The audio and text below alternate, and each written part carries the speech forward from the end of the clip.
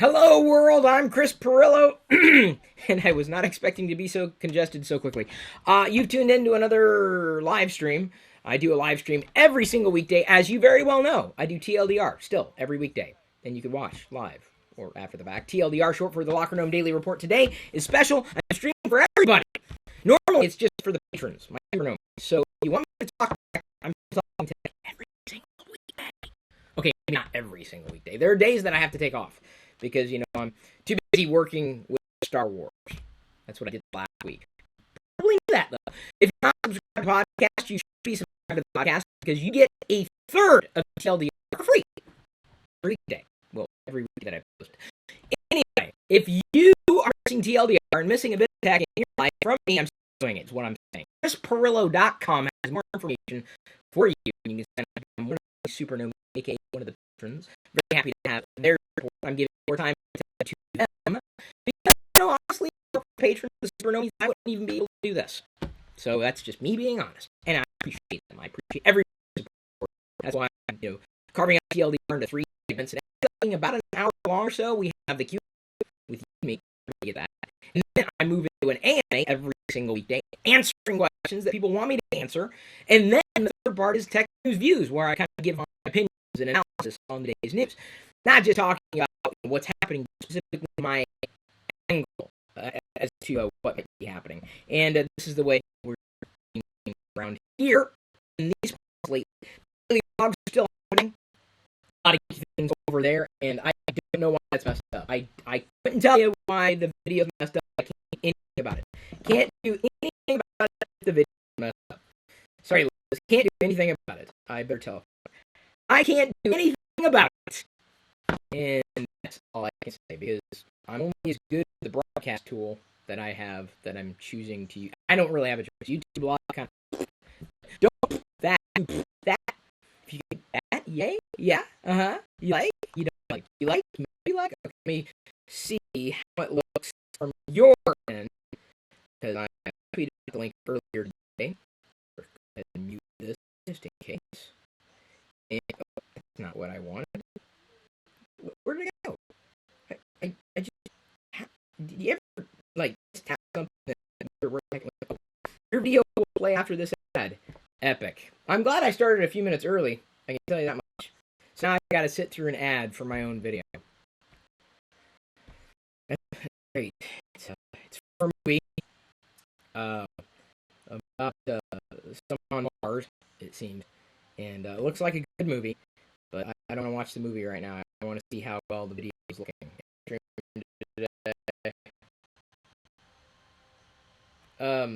That's a problem. No one can see. Wait, okay, that's not a problem. Well, that's really, really bad. That's nasty. Okay. Everything looks fine on my end. Is everything better now? Did I fix the glitch?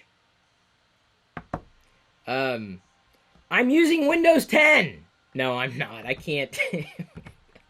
That was wrong of me to say. I'm using Windows 8. No, I'm just kidding. I wouldn't use Windows 8. I'm using Windows Vista. Boy, that almost didn't happen. Honestly, I don't know why it's glitchy, apart from knowing that it is absolutely glitchy. YouTube Live kind of sucks. I mean, I'm going to be flat out honest with you. I know they're trying to take on the world with streaming, but they suck. I'm happy to do this. I'm happy to be here, honestly. Happy for the patrons. Without them, I wouldn't be able to do that. I do a stream every weekday. Every single weekday, I'm talking tech. And if you're missing that, you're missing out. The people that really drive me nuts are the people, why don't you talk about tech anymore? I'm like, I do every single weekday. Of course, I do it for the patrons. I'm not just going to give it out for free. I can't do that. Do I look like Apple to you? I can't. Apple's doing a free live stream, but they're doing it because they're selling something. Just saying. And I already know that half the people who might support me in ways that are not related to being a patron, aka one of the super nomies, they're probably blocking ads, at which point you kind of wonder, well, why would I want to support the people who don't support me? This is my shrug emoji. I don't know. So thank you for tuning in. I'm making up words today, by the way. Despite is the first word I've made up. I'm talking tech every single weekday with TLDR, the LockerGnome Daily Report. and you can watch it if you want. It comes in 3 parts now. It's about an hour long. Everybody gets like the first part for free, and then the second and third part are just for the patrons. And you can listen to the podcast for free. That's where you get TLDR at this point. I'm not doing any live streams on YouTube apart from TLDR specifically for people who are basically crowdfunding it, because doing it for everybody else just never really worked out. I kind of got tired of people ignoring it. So I'm just doubling down on the people who do want to support me that way. It's easy to do. Head over to chrispirillo.com to get content past, present, and then you can just continue to be a patron and get it into the future. I hope to launch a series of tech-oriented podcasts at some point in the near future. Now that I'm kind of past Vlogger Fair and past working with Star Wars this past weekend. Don't get me wrong, I'd love to continue to work with Star Wars. I don't know if that's going to happen. I'm still going to buy the toys, though. That's absolutely going to happen. I'm listening to Beats 1 down here. If you've never watched me do a commentary of a live stream, this is usually how I do it. I do not want to rebroadcast any kind of audio, any kind of imagery, because I don't want to get in trouble at all. And I know fair use, blah, blah, blah, blah, blah. But I just don't want to attempt to do that. It's worked out well in the past. You could listen to me at the same time as listening to Apple, maybe in the background, and it'll be like I'm in the room with you, kind of. Only be grateful that we're not in the room together, because I haven't showered yet today. And it is possible that Jedi will be for you in as many ways as possible. This is something that I look forward to every year. This is kind of like a Christmas. This has been a week of Christmases, really, with Force Friday happening over the weekend with Star Wars. And many people know that that's if I'm a fanboy, I'm a fanboy for Star Wars. Technology to me is a series of tools. I'm interested, I'm fascinated. I am excited to get a new phone. It'll happen. It's a question of whether or not I'll be going with the next phone that looks like this or the next phone that looks bigger than this. So am I going to go with an iPhone, assumedly 6S, if name convention dictates that's likely what it's going to be, or the 6S Plus, if that's what the next version of the 6 Plus is going to be called. I don't know which one I'm going to go with, and I've been talking about this in TLDR for a while, and you've possibly been paying attention, or maybe you're not paying attention. I'm still talking. I don't know. See, that's the funny thing. I'll talk whether or not anybody is listening. I love talking. I love it. This is why I love doing TLDR every weekday in this channel. And Liz said that she's going to help me line up weekly guests to do weekly geek outs at random times live for everybody to tune into. Of course, patrons will get priority with that, but everybody can tune in. So I'd like to do that with Jerry soon, Dom, a.k.a. Mac Mixing, Dom Esposito, a few of the other geeks that joined us at Vlogger Fair, Jay's 2 Cents possibly, amazingly sharp guy. I would trust him. If I had a question about PCs, I'd trust him. I'd also trust Linus Sebastian. I trust a lot of them. Who they care more about computers than I do. To me, computers are just a means to an end. But then again, I grew up in the era of Scooter Computer and Mr. Chips. Does anybody else remember that? Scooter Computer and Mr. Chips. He's got the info at his fingertips. Was it info? Go and watch that. I think it was made by the same people who did Schoolhouse Rock. Mitchell C. McClendon asks, how would iPad Pro fit into your daily work? How would it fit? It would fit here. I am planning on upgrading pretty much any Apple product as they release it, and I know that it fits, and I can sell my old one at a decent cost. I'm not going to hold on to this. This is worthless. After a new iPhone is released, the old iPhone is kind of like, for me. Now, you can still use your old stuff, don't get me wrong, but I'm a fan of the upgrade cycle. I don't mind doing that for the Apple products because I use them every day. So an iPad Pro would fit in that way. It would, I'd figure out how to make it fit. But I'd have to have it to know how it would fit. I don't really have the answer to that question right now. So the music has been muted, and we are now going to apparently begin the stream. I assume it's going to start specifically with some kind of music track of sorts, as it has in the past. They kind of introduce things. Oh, Tim Cook's on stage already. Hang on. Wow. Never mind. Forget the music. Music's over. Tim Cook is on stage. Now, remember, I'm talking to you, but I'm also listening to people on stage at the same time, so if I mess up my words, that's probably why. Welcome to San Francisco and the legendary Bill Graham Civic Auditorium. And so it begins, the Auditorium. No time for updates, so I'd like to get right in and talk about the Apple Watch.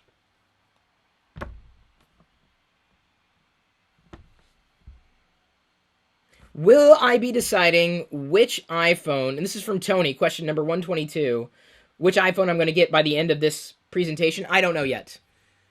I don't know. We'll see. I probably want to wait until I have a chance to order it, and then I'll feel it, I think. We'll see. We'll see what they announce today. They're about to make some monster announcements. Okay.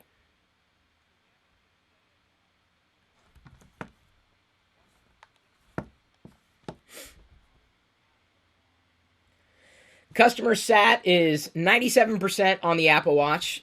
I'm satisfied-ish. That sounds so bad. I'm satisfied-ish.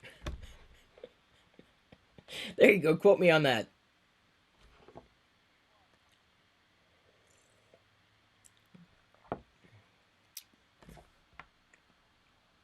We'll see if they announce the release date for Watch OS 2 today, hopefully. So why are we hearing about the Apple Watch? Okay, they're building it up. So I don't think we're necessarily going to hear about any new hardware, but it would seem that the next logical progression, based on the intelligence from WWDC, we're going to hear about the next version of the software. Jeff Williams. It's the Apple Watch. Let's see here. Someone else is on stage. Jeff Williams.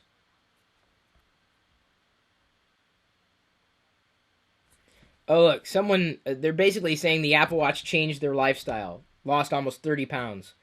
So I've lost probably over 15 now, but my scale broke, so I don't know how much weight I've lost in total, but I've lost a fair amount of weight. But it's not just working out; it's more like the combination of working out and mostly, for the most part, I would say that it's just watching what I eat on a daily basis, how many calories I take in, and I've lost about, I want to say, close to 20.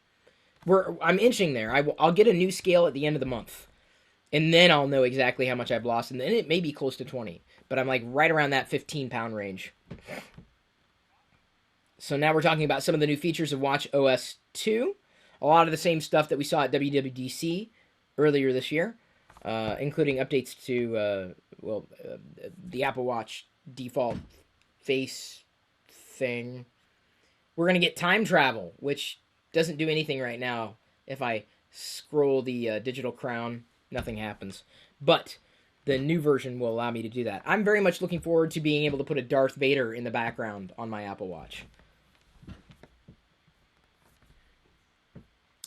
Third-party complications are coming down the pike. 10,000 watch apps available.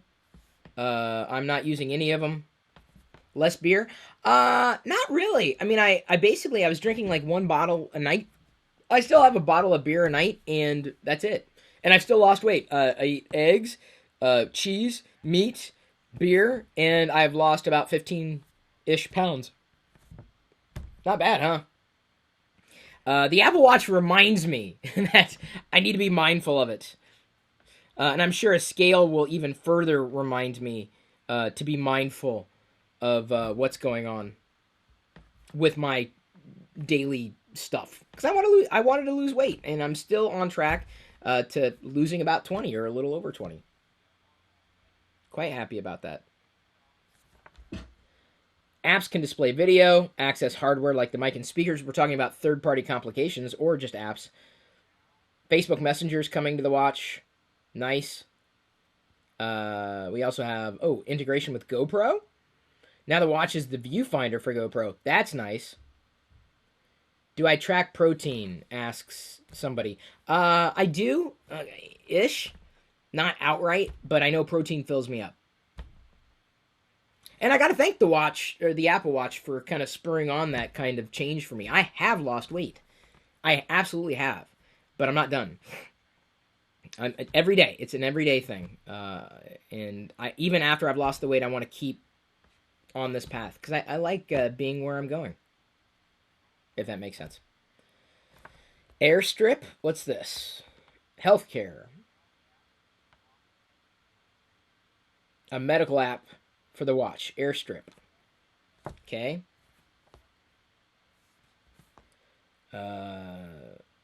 Interesting. For physicians. Basically helping the physician get the data that they're looking for, which would help with their analysis.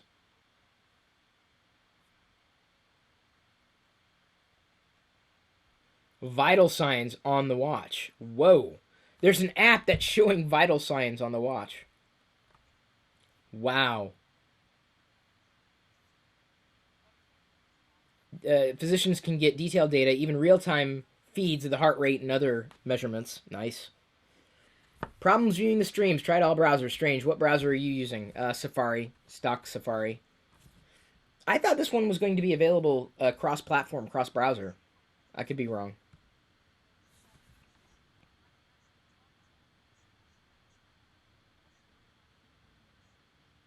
This is pretty cool. That's the idea that something like that could be transformative for physicians. It's kind of neat. I'm not a physician though. I've lost weight. I have. I genuinely have. You can mostly see it right there. That's where I can see it for myself. It's kind of exciting. Sorry, they're talking about health, so it's like absolutely. Like if you just bought the watch, when I got the watch originally, I gained weight. You should never use technology as a crutch, ever.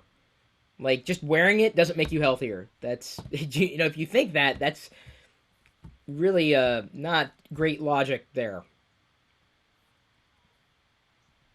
It's going to help doctors. This app interact with their patients. They're talking about this particular third-party app. Now they're showing pregnancy here. Interesting. That's kind of cool. Nice, nice.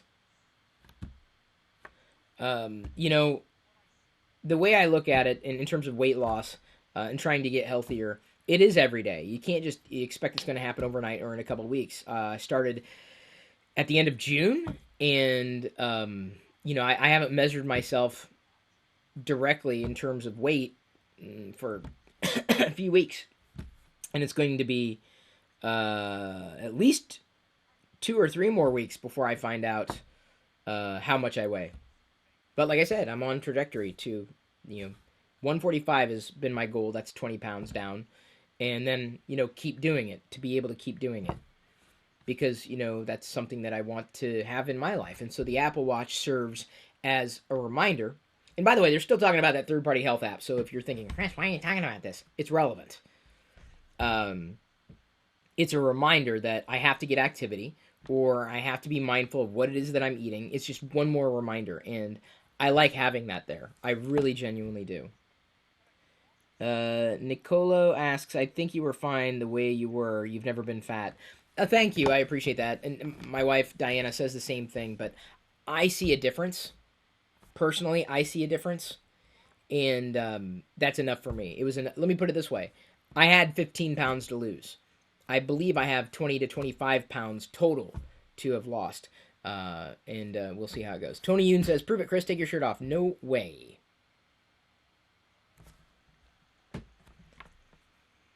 By the way, they were playing a baby heartbeat through the watch. We're not going to get... Oh, I heard a siren in the headphones. We're not going to get pregnant to try that. Now we're moving on to band choices. I'm fine with my band for the most part. For the most part.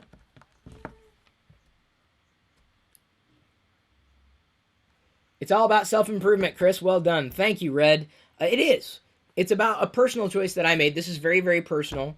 This is personal. This is personal. And, I want to be around for a while. And I know I need to be working out more. I've kind of put it to the side. I'm kind of running an experiment for this month, not working out, and to see how well I do in not working out. If I'm able to maintain trajectory, and every day I've been well within my calorie count for the day. 1400 allows me 1400 calories a day allows me to lose about a pound a week, and it's been about that since the end of June. They've been working on new models and new bands. They're going to show them. Okay, cool. Oh, it's Christina Red. Cool. I thought Red was the first name, Christina. Sorry. All these years, says Printer 003. You still look like a dork. Aw, thank you. You're so sweet.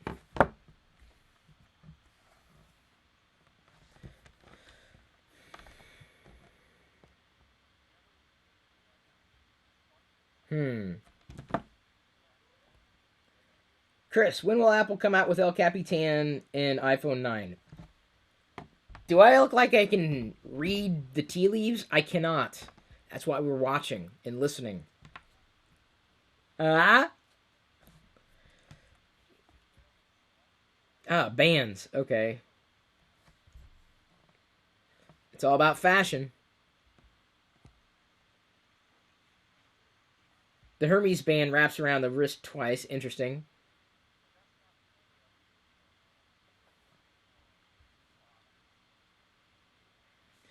Yeah, so they're just offering different options, I guess. It's all fashion.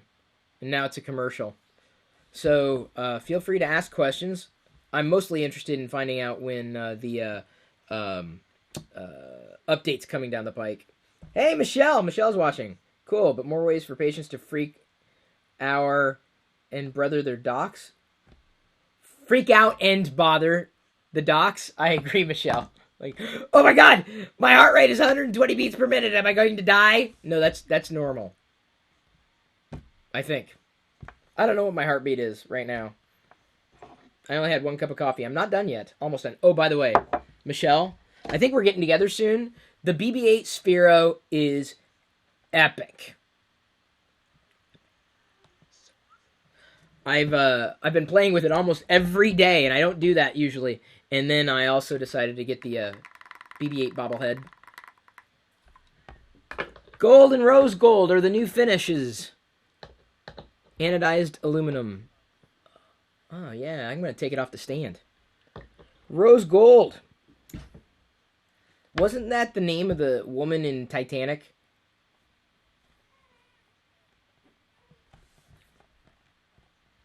Same price. So the low-end aluminum watch now comes in a gold look finish. Same price. Interesting. They're going with product red. So there's new sport bands. All sorts of colors. Oh, Watch OS 2 coming on September 16th. Awesome. I will absolutely be upgrading on September 16th. That's a week away? A week, yeah. Cool. Very nice. Very happy about that. But honestly, I I've been a fan of the black or space gray or whatever. So all these announcements are kind of now I will likely be upgrading to the next Apple Watch. I'll sell my old one and then get the new one. Moving on to iPad. Cool.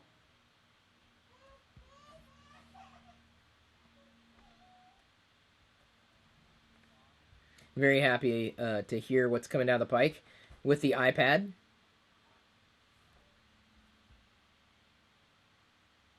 iPad is the ultimate expression of our vision of the future of computing.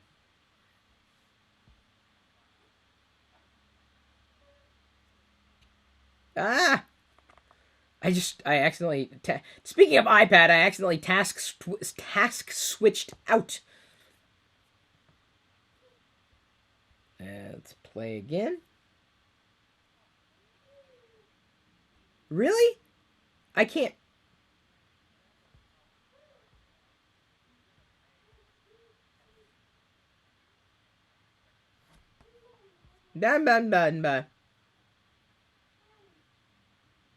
Here we go. Today, we have The biggest news in iPad since iPad. So, this is the Pro? No! What if they go with iPad Plus? Think about it. Think about it. Think about it. Think about it. Let's think about it here. We've got the 6 Plus, right? Okay, now they're going into a commercial.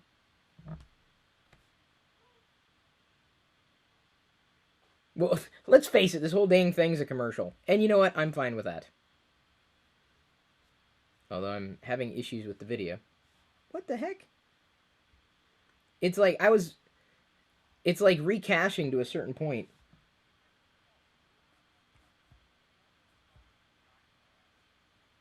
I see speaker grills and someone doing multi-touch on a on the iPad.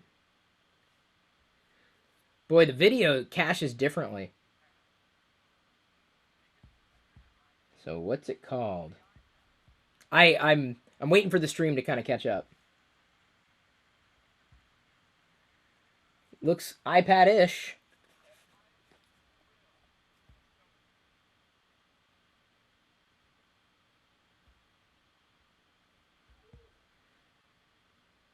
This is the iPad Pro. Okay, they did go Pro. iPad Pro, most capable, most powerful iPad we've ever created. Chock full of amazing technologies and innovations. It looks like, from a distance, it looks like an iPad. Like a quote-unquote regular old iPad.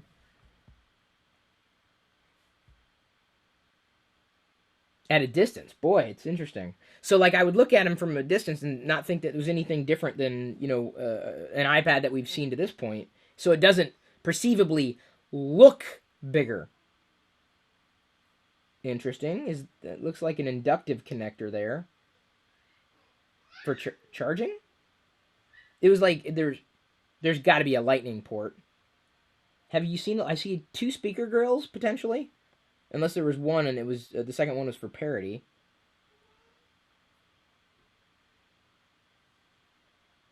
Yeah, it's like I think that's got to be a charging connector or some kind of connector there. Inductive.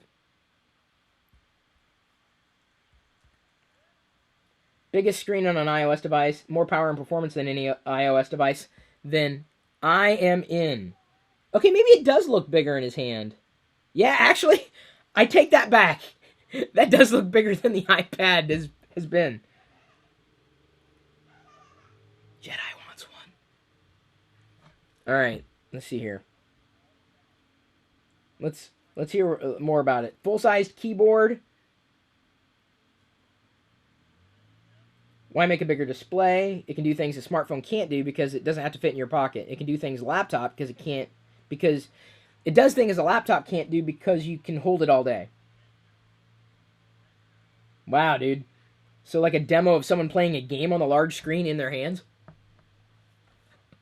That to me is a killer feature there. But I like iOS games.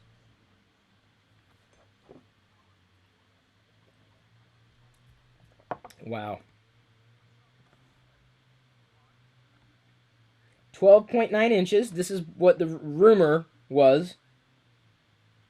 It does look kind of big. Not that I'd say that it's too big. Bezel looks very, very similar to the old iPad. Or older iPads, I should say. Like the iPad Air 2, which is the one that I'm currently running. Currently using, really.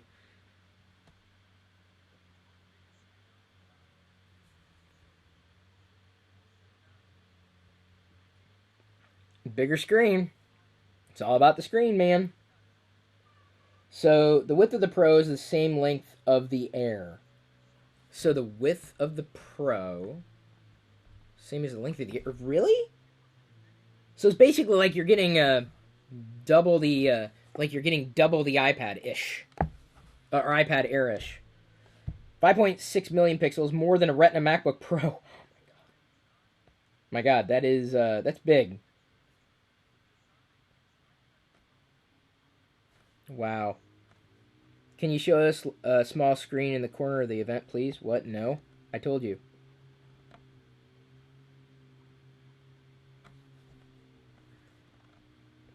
It's not what I do.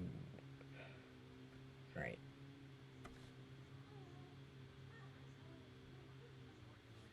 It's interesting. So it is definitely bigger.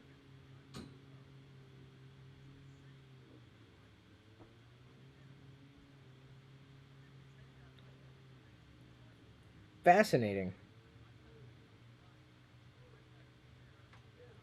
So they're definitely prepping this for iOS 9.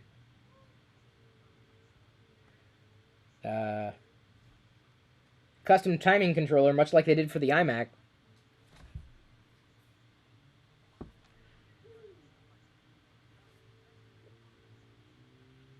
Dang, dude.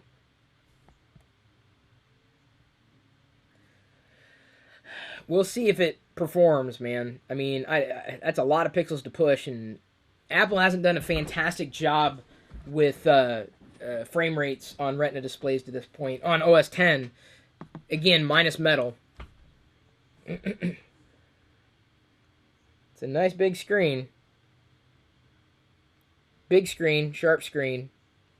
Why do I think Apple users need a bigger screen on iPad? A lot of different reasons. One, they're gunning for laptop or Windows replacements.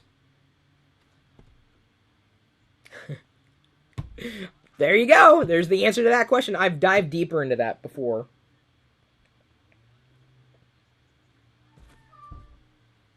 Good contrast ratio with photo alignment. They're talking about the hardware now. Okay, now this is what I'm interested in. Desktop class performance. A9X chip, 2x memory bandwidth, 2x storage performance. Okay, very nice. 3rd gen 64-bit chip. Desktop class performance, but ish. Console class GPU. Gaming! I'm telling you. CPU performance 22x higher than the iPad Air 2. GPU performance 360x. Wait, 22x over what, though? Missed that spec. There we go. A9X 1.8x faster than the A8X. So it's faster. It is faster than the iPad Air. So it should be able to keep up. See, this is why I like upgrading the iPad every year. Personally. Oh, over the past 5 years, 22x performance increase over the first iPad. They've doubled the performance of graphics, 2x over the A8X, the previous performance. GPU performance, again, it's doing the bell curve. Or not a bell curve, what do they call that curve? I was horrible at the maths. The slope. Performance will enable new classes of apps, showing AutoCAD for iPad. Smoothness, they're using battery, 10-hour battery life. Wow. Faster than 80% of portable PCs. See, again, you asked me, why are they building something like this? They're gonna try to like the Windows laptops. I'm just telling you. You wanted to know. I'm giving you the answer. I'm not saying it's right or wrong. It is what it is. Faster than 90% of portable PCs.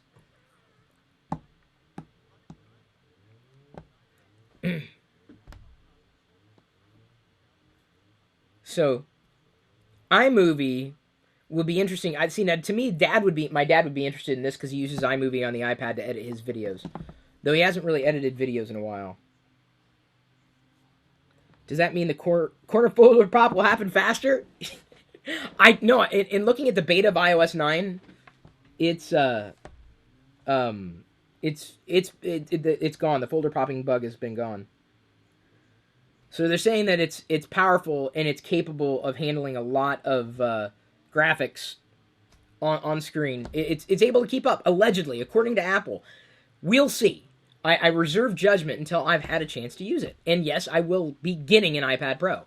That's the answer. It's like, will you be? Yes. Yes, I'm selling this one and I'm getting the new one. That's my answer to the question for indefinitely. There's a 4-speaker audio system. Automatically balances left and right, depending on how you're holding the iPad. So it ties into the accelerometer? 3x audio volume over the iPad Air 2.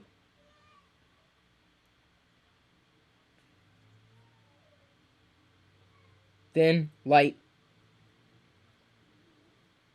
So they're showing side by side. They're thin, about a little thicker. So the iPad Pro 6.9 millimeters, iPad Air 61 millimeters. Nothing. Like, what's the difference between a millimeter? So they're about 1.5 pounds. So it's just slightly 1.57 pounds for the iPad Pro versus the first iPad at 1.54 pounds. And it's like not a billion. That's hyperbole. But it's like insanely more powerful. Just think about that. In the past, how long has the iPad been around? That's crazy, man. Now imagine someone holding up an iPad Pro and taking a photo or video. Boy, it's... Software keyboard, moving on to the keyboard. I believed that they were developing their own keyboard. Remember, I've been saying that for months, since WWDC.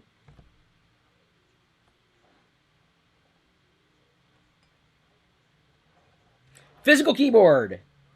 Here we go. Bam. I knew it. Called it. Smart keyboard. Smart keyboard. Keyboard case flippy thing for the iPad Pro. So I'd imagine it'd be a lot like this case. The current iPad Air case. I wonder if the keyboard layout's similar. Apple fabric. So I wonder how the keys feel. What's the action? A dome switch. So they did that with the MacBook. So like I said, I wonder, because I love Apple's keyboards. If only for memory. Like muscle memory. It's a big deal when switching between keyboards. Yeah. 3 circles. See, I pointed this out during the video that they were playing. New connector technology. Smart connector. Okay. Power, data, magnetically, to the smart keyboard. So you just, bam, and it's connected. The software in iOS 9 automatically adapts and changes because they know you want to use the physical keyboard versus the software keyboard. I knew it, but I called that ball. From WWDC, I said, dude, they're working on a keyboard because they called attention to that. Specifically with iOS 9. They said, oh, keyboards, hey, this looks blah, blah, blah, blah, blah. I knew it was going to happen. And those of you paying attention, that wasn't a rumor. Multi-touch. Bah!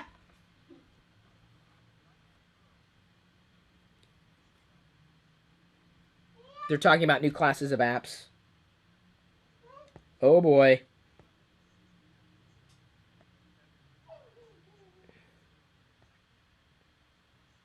Oh, no. Uh-oh. Stylus? Oh, no.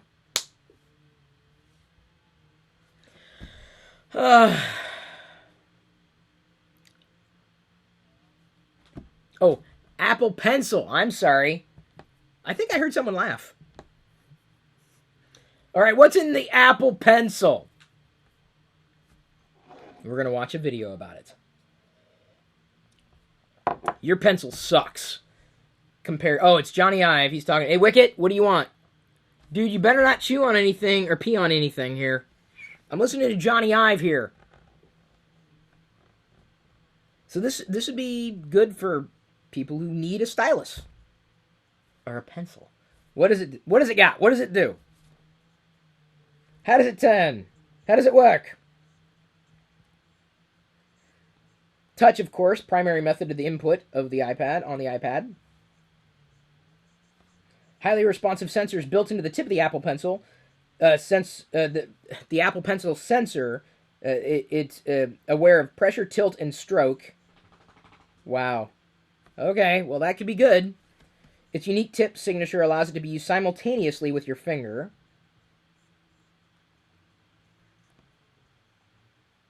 Oh, and it's got a lightning adapter attached, so I guess that's how you would charge it. So, interesting. So if you're an artist, boy.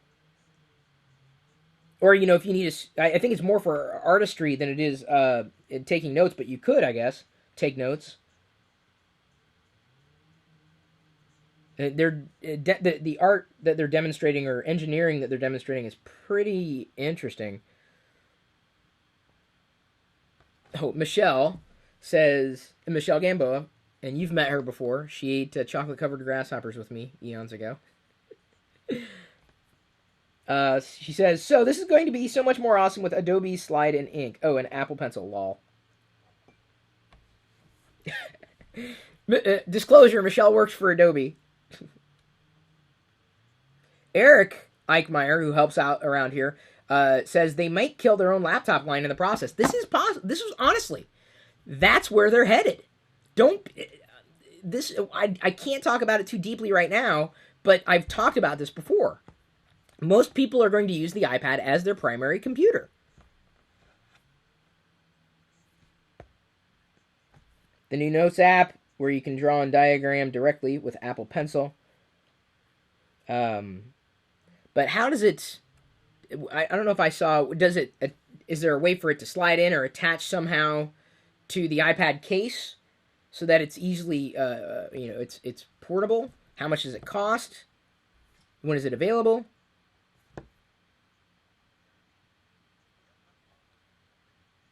Low latency. That's key. That's key. Because that's the one thing that it's driven me nuts about styluses, or even using a finger. Is like, if I do this and it's not immediate, it's suspending disbelief. I mean, you can do anything.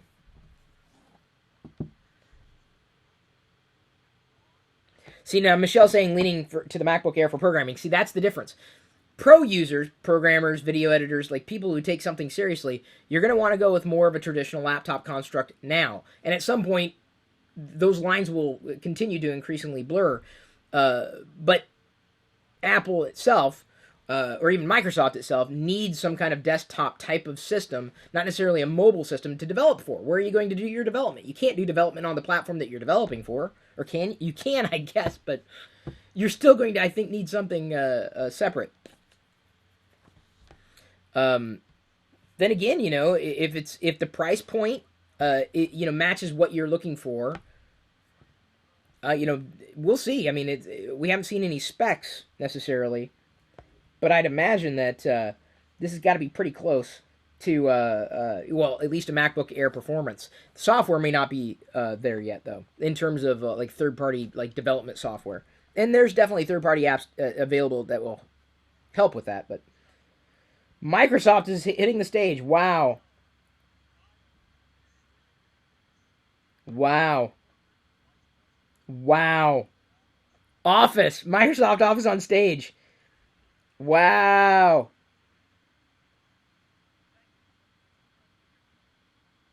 Wow. Oh, wow. Okay. iOS 9 multitasking showing Word and Excel side by side on the same screen. On the Pro, ouch. That everything you're seeing here, as I said, someone asked earlier, why building a bigger screen? This is hurting the Surface, and the Surface has done well. And it's a good system. It is a good PC. But they are eliminating any questions that a lot of people had in terms of, do I go with a PC running Windows or an iPad? I'm just saying, don't get mad at me. Don't shoot the messenger. So the person's going between using his finger on Office, or interacting with Touch Office on the iPad Pro, and then going between that and using the pencil.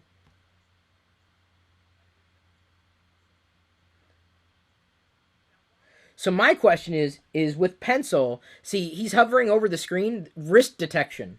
That to me is key for stylus. Having wrist detection, because that's the thing that really throws me off. If it doesn't have wrist detection built into iOS 9, man, I would be concerned.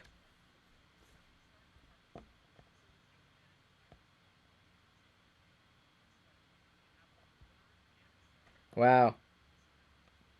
Boy, this is gonna hurt Windows. It really is. This is gonna hurt the Surface. This is, I mean, you're taking everything the Surface is, but it's Apple. It's not that Microsoft had the first, they certainly put it out there, But the one thing it's missing is iOS. It's not Apple. So, I mean, that should go without saying, but some people don't understand that iOS is different from Windows, for the most part. iOS, for the average user, is easier to manage than Windows at this stage. Windows has got to deal with a lot of cruft. A mix of UI metaphors.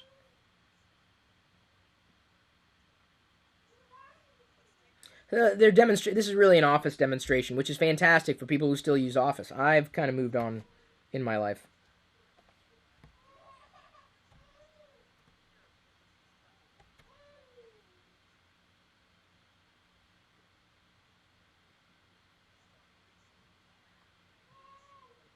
Interesting.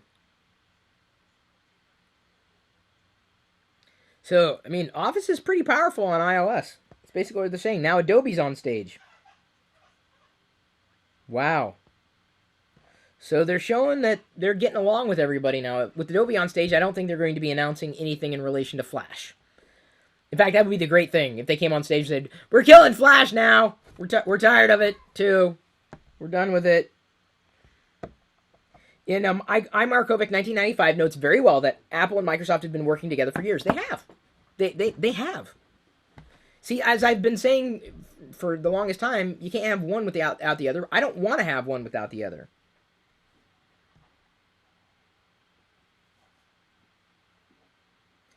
Interesting. Michelle says, oh man, hang on. There's Adobe. Let me hit refresh there. I missed the comment. By the way, she worked, and this is true, worked for Microsoft for 13 years. And Chris can tell you, I had no idea what I was doing on it. But once, or you mean on the Mac or on OS 10? She always made fun of the bouncy icon.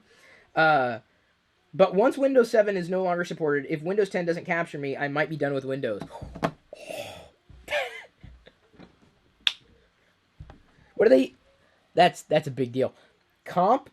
Adobe Comp.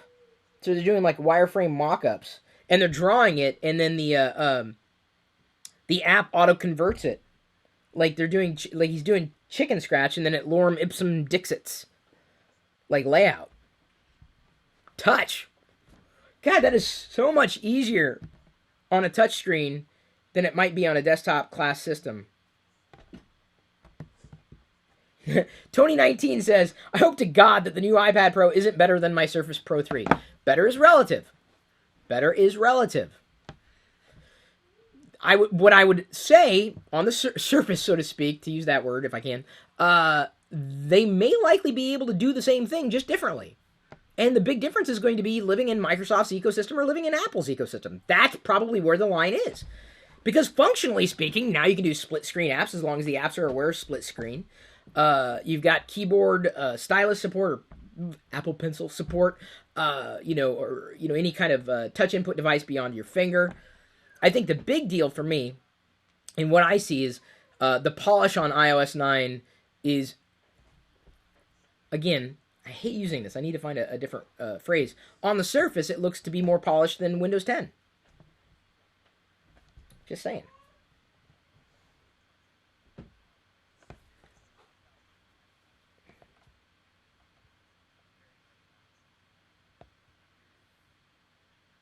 Okay.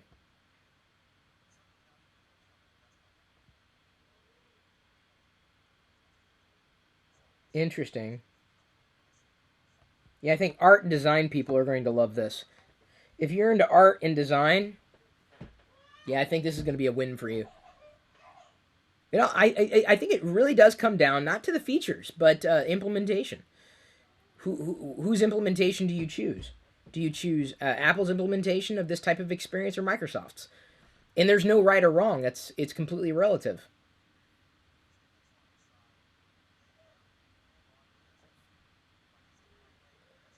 Adobe showing off the tool to help with basically digital retouching. Boy, Adobe looks iOS first. I feel better with Adobe software on iOS than I do on OS 10 or Windows. I can tell you, I can tell you that. He basically went. He used different applications to basically create a mock-up. A non-destructive mock-up. Man, it took him minutes, and he constructed something that would take me days to do, I thought. Or could take days to do, like a layout type of program, but he used 3 different tools to do it on iOS. Wow.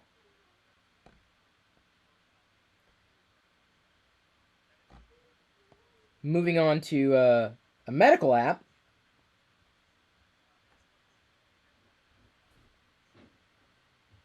The Adobe Workflow, by the way, that what he was demonstrating will be available in October.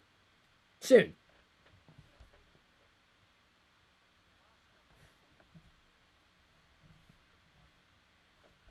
So I'm going to be interested in seeing this medical app because I'd imagine it's very graphically intensive to see if I... Now, granted, I'm watching a video at 30 frames per second, but usually I can tell how well something could work. I notice frame drops like you wouldn't believe. Now, keep in mind, we're 44 minutes into it, and all we've heard about, well, we've heard about the watch, the iPad, haven't heard anything about the iPhone or the Apple TV. This keynote's packed, though, as far as I'm concerned.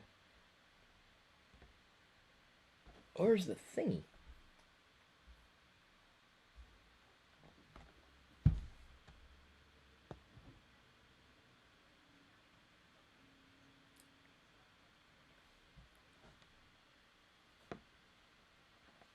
Oh, oops, sorry.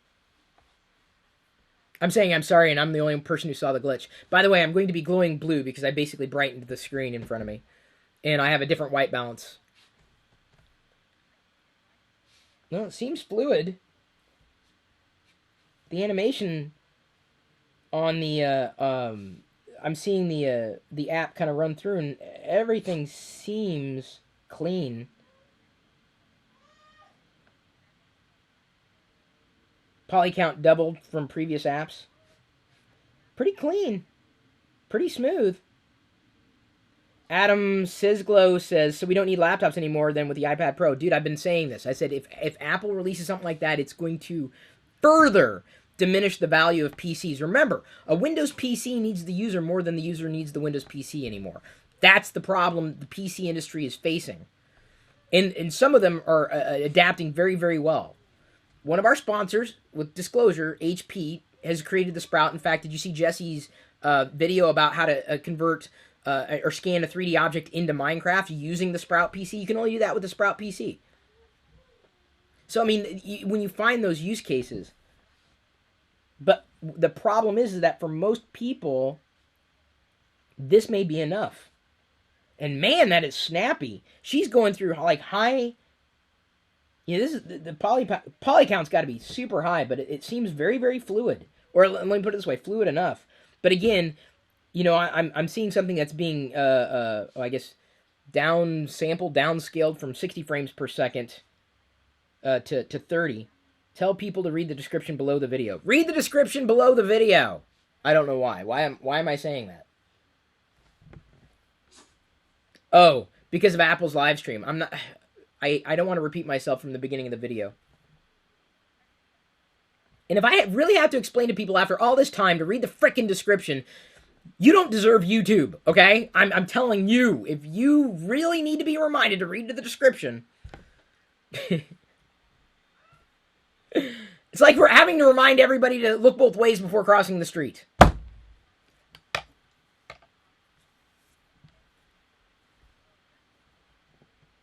Oh, she said using our pen tool. Maybe she means the software there.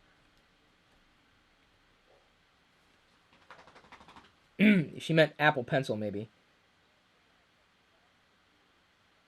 So is this a patient's... Maybe a patient's scan. Wicket, out. So they're basically...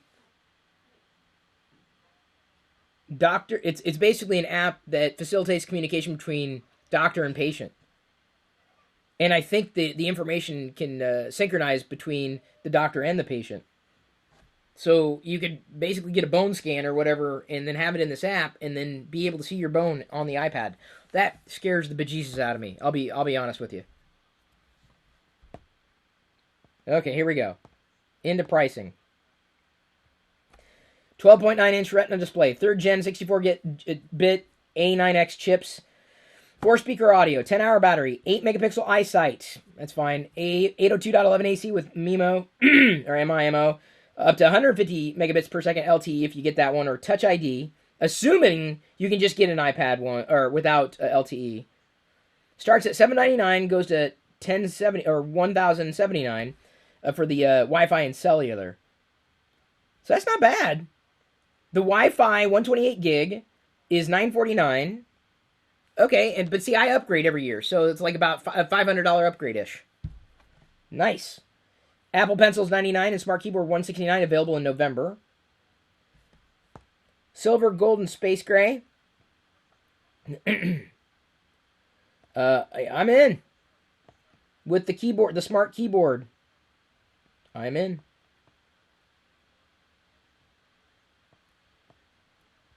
Pretty cool. I don't need the LTE networking. I tether. Warren's Creative Skills Showcase says, people no longer read or know how to use Google. Yeah. Tell me about it. I'm turning into a Smurf here, I feel. So wait, when is the iPad available, though? Oh, the whole thing is available in November. Okay, cool. And now we're watching a video, an ad. Okay. So my goal, because I got a 128 gig, because I do a lot of apps and stuff, and believe me, I fill it up. iPad Air, I'll be selling this, converting that money, and then getting the iPad Pro 128 gig with the Smart Keyboard. So there you go. That's my answer. I don't, no questions asked. That's it. I will be very interested to see some initial reviews on the performance, if they notice the difference. It seems, on the demo, of course, it always seems fluid, but, real world scenarios, to me, it says everything.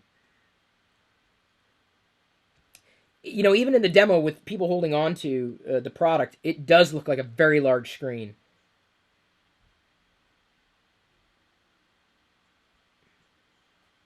Wow. They re-engineered the touch subsystem, increasing the subsensitivity of the sensor, doubling the refresh rate. Oh, I'm in. Remember we were talking about that I was talking about it a few minutes ago with the stylus, like when you do something and if it doesn't show immediately, it's just jarring, it kind of suspends disbelief. If they've doubled that rate, dude, the difference will be night and day with touch responsiveness on anything, any app. Especially with drawing, especially with doing anything on that screen, touching that screen, let alone looking at it. I mean, doubling that, I've been waiting for so long. That alone, honestly, I'll tell you, big screen, great, good battery life, awesome, keyboard, okay. The number one reason, faster processor, sure, and memory and improvement and graphics and all that stuff, great. The reason I would likely want to upgrade, the number one reason and the only reason I would upgrade from an iPad Air 2 to a Pro is specifically that feature, that doubling the response time. It just makes for a more responsive experience.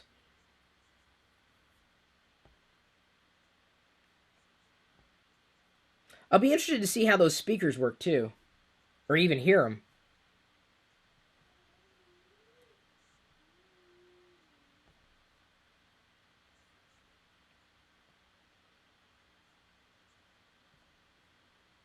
But again, initial reviews are probably going to, be detailing a lot of that.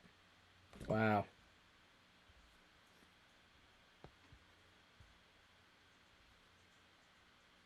I'm looking to see how that keyboard works. I'm curious to the action on that keyboard too. The keyboard connector can support other accessories as well.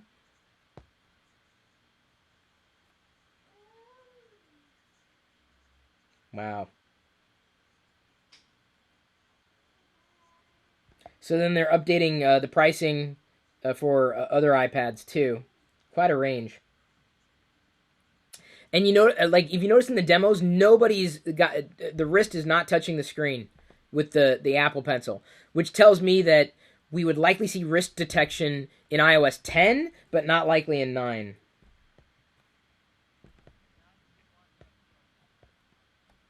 Wow. Boy, compared to the iPad Air 2, it does look like a giant. Wow. And it starts at $799. But you know, again, if you're using it as a primary computer, here comes Apple TV.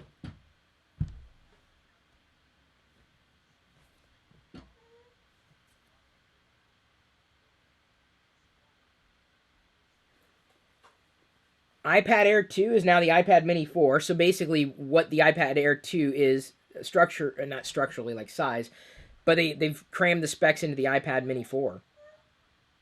Okay, that's a big deal.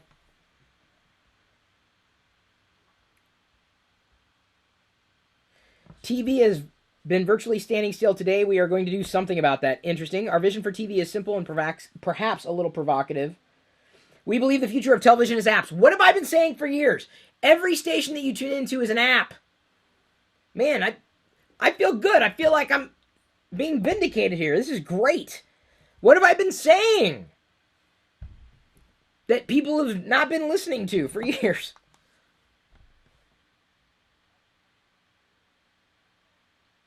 Dylan McGreevy says, I don't think I will get one, but that's because it doesn't meet my needs or requirements right now. People always hate on Apple. Remember, this is a high-end product for a high-end company. It is, but, you know, I've seen laptops sell for $1,000. So what's the difference? Apart from being bigger, possibly, and running a different platform, if it helps you do the same thing. And it may do it better for you. I mean, if anything, now we have more choice in the marketplace because the features are almost in parity. See, I've long said that about TV stations. When you consume this way, with the future of TV being apps, you realize just how much better it can be. I'm telling you, what people who have been with me know I've been saying that. Because it makes sense. It's not about a channel, this outmoded concept. A channel is an app is a channel.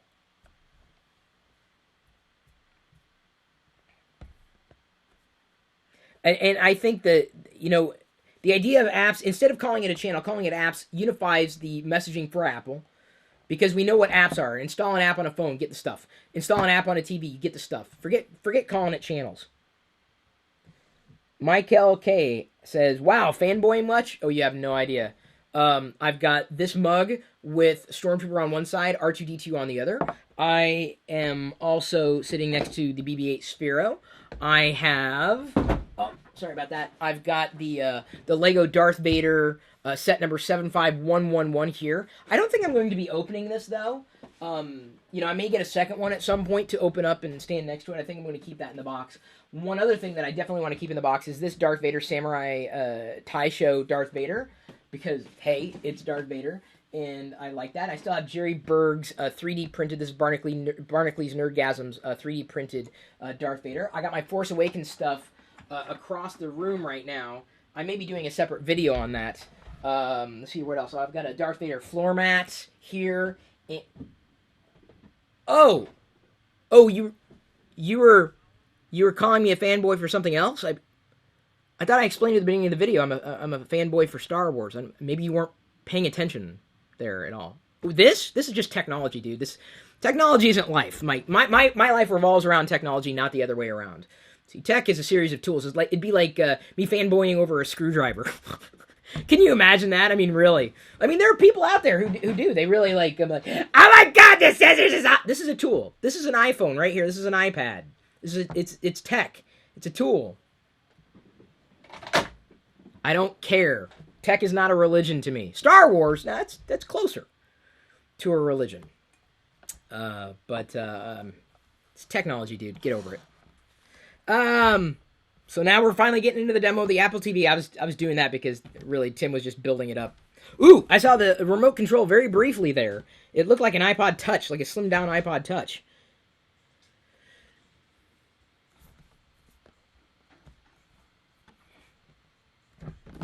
All right.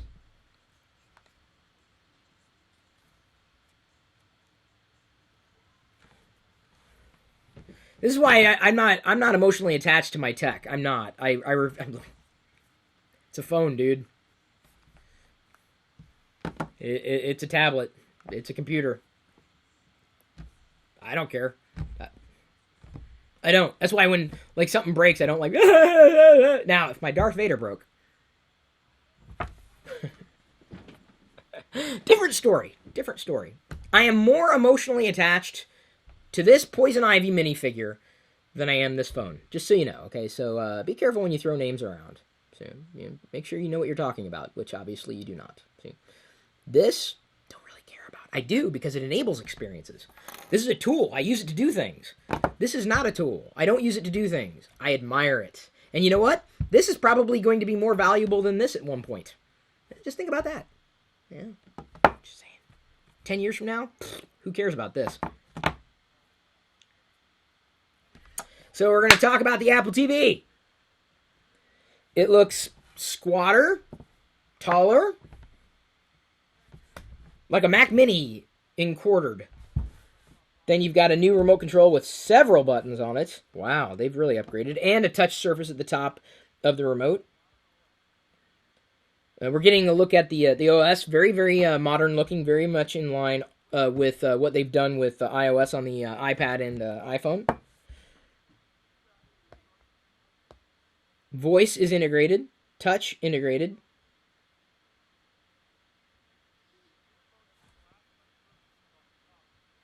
Voice search seems to be the primary navigation. Universal search across apps. Very, very useful, especially if you have many subscriptions going on.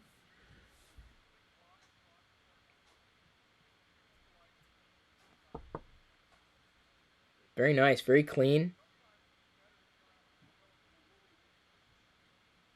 That voice integration can work very, very well. So the Siri on the remote, there's a button for that. Quite a few buttons on there, though. I mean, they must have thought about it long and hard. So the idea is you can get to what you need like that. And I tell you what, that's the number one reason we use Apple Music is because, hun, how many times have we said, play Hooked on a Feeling? Ooga, ooga, ooga, chaka, ooga, ooga, ooga, chaka. That's the only song that makes Jedi happy. She's dancing? She heard the ooga chakas? So, think of it like that. Fantastic. Now, I'm not saying that Apple's the first one to do this. They're not. Okay? It's not about being the first. It's about doing it well. Just saying. And living inside of Apple's ecosystem. There's the shrug emoji.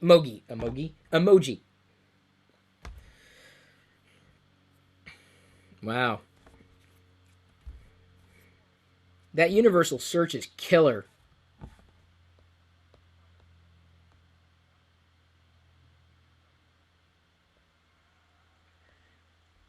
They've shot high-def slow-motion videos exclusively for Apple TV? Wow. Screensavers. Who knew? I'm answering your call for help.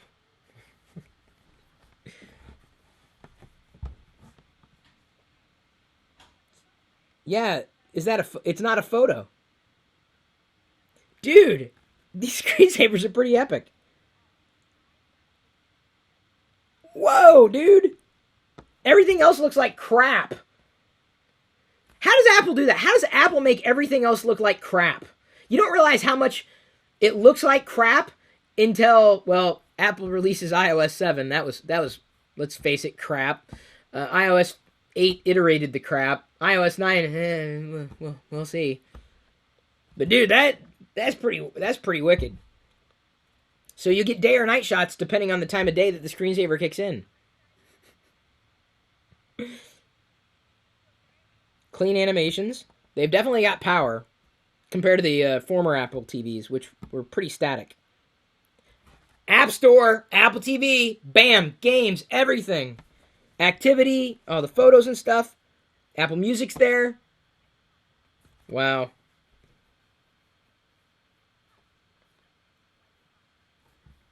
Touch allows you to swipe across the app. much like you can the remote on the on iOS. Quick swipe or swipe one by one, so it's fluid, it's responsive. The movie poster, as she's kind of moving her thumb around, kind of maneuvers the poster on the screen, brings it into 3D space, so to speak. This is a nice demo.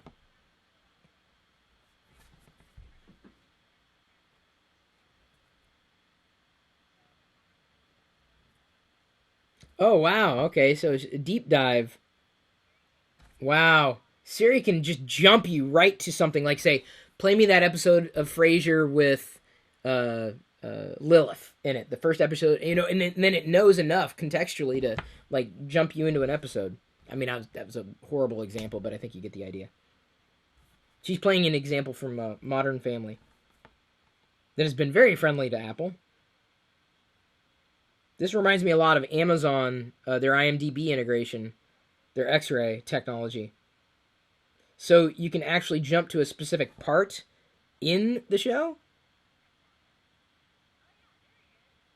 So she's scrubbing with her finger or thumb.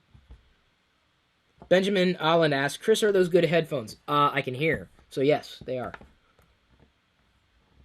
You can tell, like, skip ahead 7 minutes. You rewind by 2 minutes. And Siri will... Boy, that's going to take some getting used to, talking to the TV and telling it what it is that I want it to do.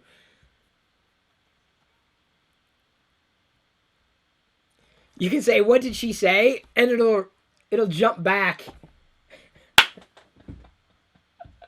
Oh, my dad's going to love this. Boy, if that doesn't make you want this, boy, nothing will. Boy, you can narrow it down. Boy, Siri is pretty darn powerful. You just got to think about what it is you're looking for instead of having to navigate it through the old way. You can try talking through it. Siri seems to be pretty responsive.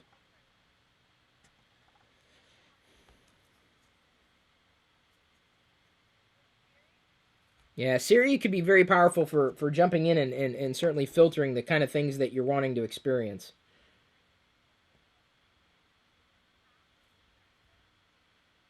Yeah, this is very, very similar to Amazon's X-Ray. I mean, it's better integrated to Apple stuff, but that was just kind of without saying. Wow. See, now, she jumped into Paddington, a movie, but my question is what if I can get Paddington through another service beyond iTunes?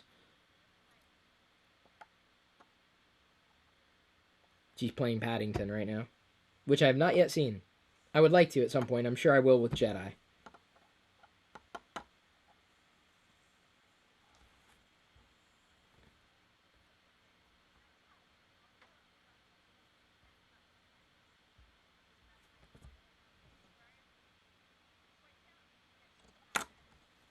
So that touch experience on the remote has got several features that are contextually relevant.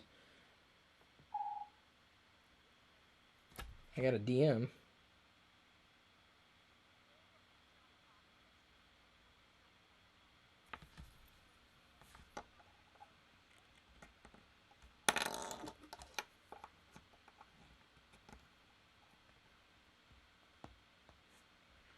So Siri was able to pull in sports information. Assumingly, it'll do weather information as well.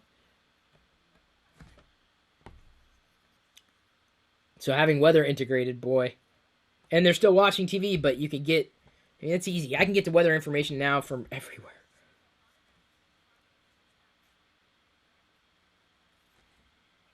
Weather is a killer app.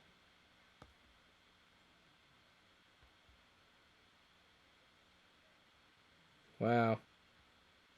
All right, we'll see how well it works, though. I mean, it looks nice. Everything's an app. Everything's integrated, at least outright. I mean, we'll see how the App Store works. Although the default app on the App Store was a game. Grumpy Whale says, will this be Amazon suing Apple this time? Amazon's got bigger problems, dude. Amazon's problem is no one wants to buy their hardware. Shrug emoji. I have nothing to do with it. I argued to Amazon years ago that they needed to give their hardware away. They got mad at me. Seriously, this is what I heard. Amazon's PR labeled me not positive because I told them the truth. I said, give the hardware away. Well, let me put it this way. Even if they gave the Fire Phone away, I still don't think people would use it. It's bad. Everything's been redesigned. I mean, it looks like a completely new experience. It doesn't even look like an Apple TV in the sense that the UX and the UI are similar. I mean, they almost had to re-architect. tvOS. Okay. Based on iOS, built for the living room. And plenty of developer value, too. AV Foundation, AV Kit, Metal, naturally. Tons of APIs.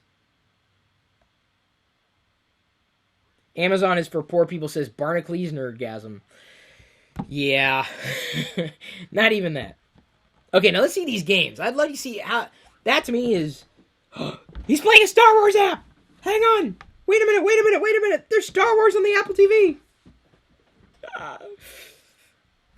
But is the controller the remote or what? What? Or I guess it could be a separate controller. Like I've got like a Bluetooth controller, my 8-bitty. I use this all the time. So they did give some developers early access.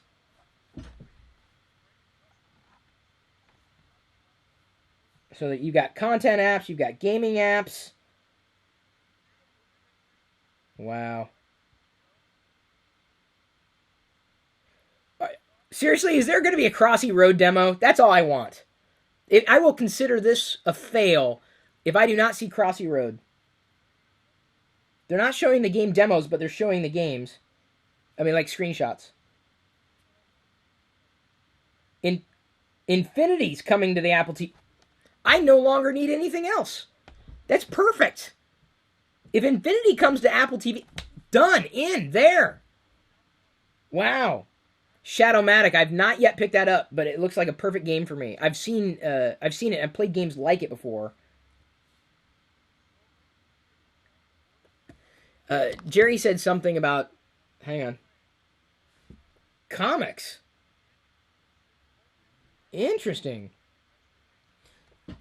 Amazon makes the best hardware in the world. That's why I own a few things and put them in my drawer to generate heat to keep the moisture out of the drawer. It's about right. Hipster Whale! Are they going to do a Crossy Road? OMG! Ah! I love Crossy Road, man. You know that. Wow. Wow. They're bringing Crossy Road to the Apple TV. This is the only reason I'd upgrade.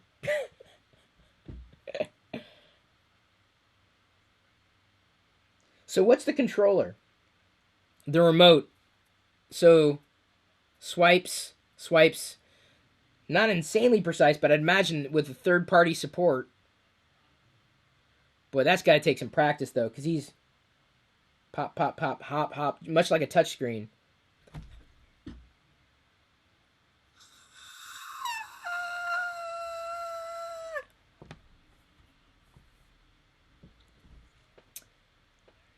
Nice. Does it synchronize?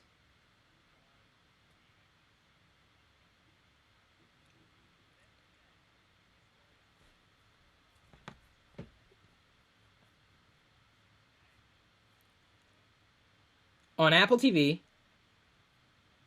Multiplayer?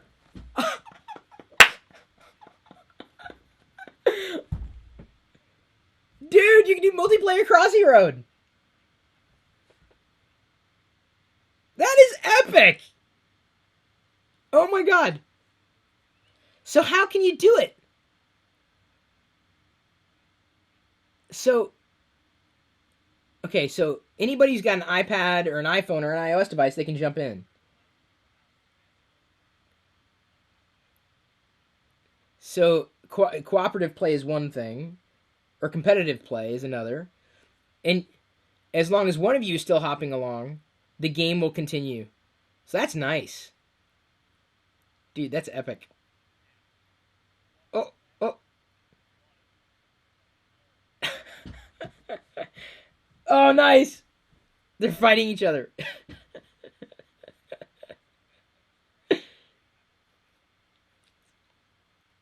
Uh-oh. I love Cross Hero. They're doing competitive play here. If there's anybody in the audience who doesn't know anything about Cross Hero, man, where have you been? That is epic. Beat Sports. This looks like it's a Wii killer, guys and gals.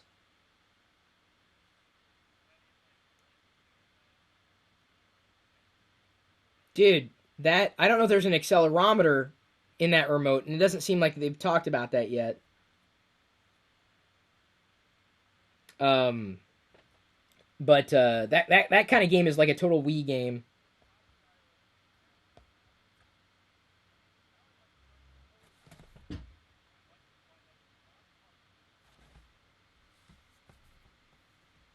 Okay, here comes another game. Games are going to be the thing that's going to drive the Apple TV, and I'm in. Color me in.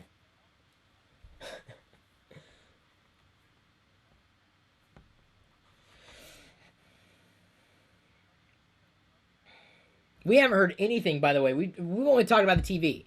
Haven't heard anything about the phone. But we've hit like every major note here. Minus the software, we still don't know anything about. We may not hear much about OS 10 or iOS today. So he's swinging the remote, and something happens. So it's got to have some kind of motion control built in. Seems responsive enough.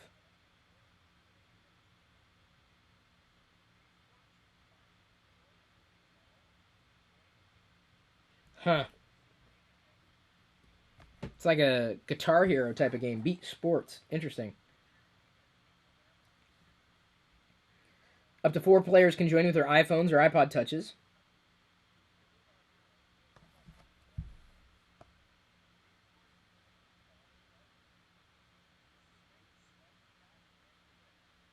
Wow, so it's a new control paradigm. Very much like the Wii controller. Difficult to capture the idea. I mean, I can't tell if it's a 30 frames per second, 24, or 60. I'd imagine for a game it'd be full 60. Seems fluid enough, but again, when you're going from a 60 to a 30, it's difficult to tell. Gilt, now coming on stage, GILT. Shopping on the Apple TV, okay. Takes all types.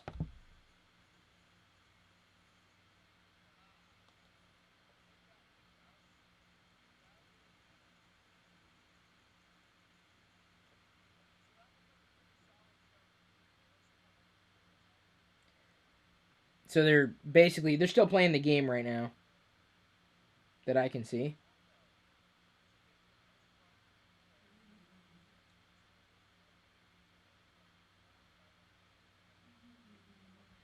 So let's keep going.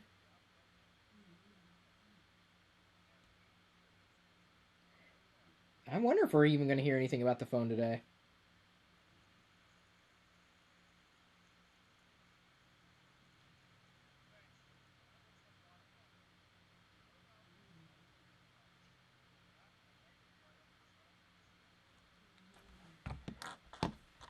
Shopping.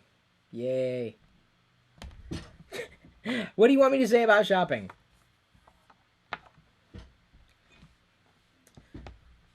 Boy, we're over an hour into this presentation. The Apple TV, it feels like they're rushing through it. They're not wasting a lot of time, which is good. Very. But my question is what about that iPhone? That's what a lot. I'd imagine they're going to be spending some time on that.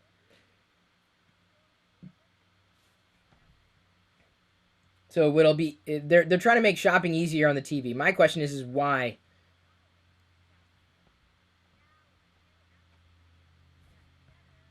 Why? I get it, but at the same time, I'm like,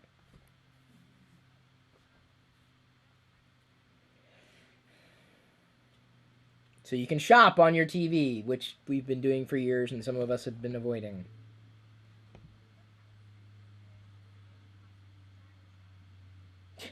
Tony Yoon says, "Hey Chris, speaking of new announcements, have you seen the new have you seen the Darth Vader toaster?" No, I never have, Tony. There's a Darth Vader toaster? You don't say. Are you kidding? Is this real? That's an inside joke for people who pay attention. If you don't realize why that's funny, you must be new here.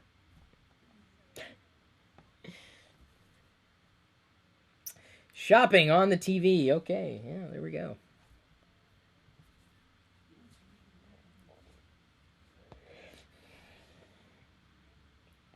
I can now buy a Darth Vader toaster on my Apple TV, says Liz. Yes, indeed.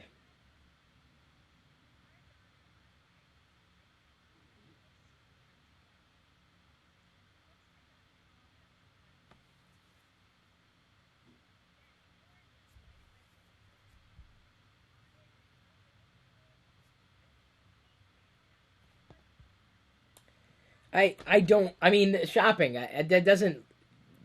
I understand why they're doing this, but yeah. I don't think the shopping apps are going to be as popular on the Apple TV as the games. I think games are going to be number one. Games and content, number one.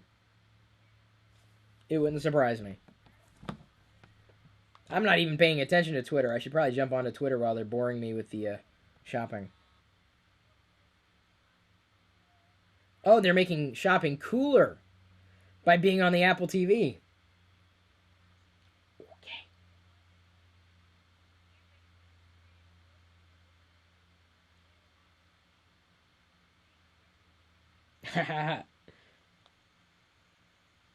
This is so funny. Some guy got excited about. I'm not the only one who got excited about Crossy Road being uh, uh, uh, on Apple TV. Liz screenshotted me.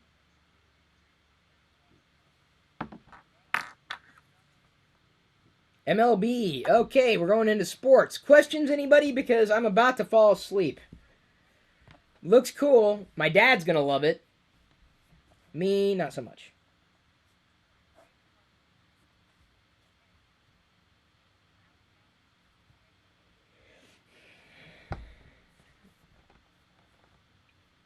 Wow, that's a lot of sports. This is the future of baseball right there.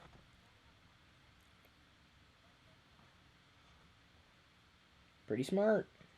I mean, if you like sports or specifically baseball, I don't know. They're all sports ball to me.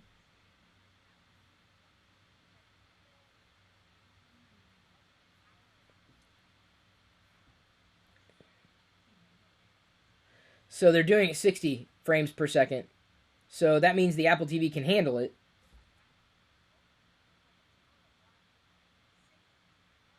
The new Prius was announced today also. Cool. I'll let you know if I care. Right now I don't.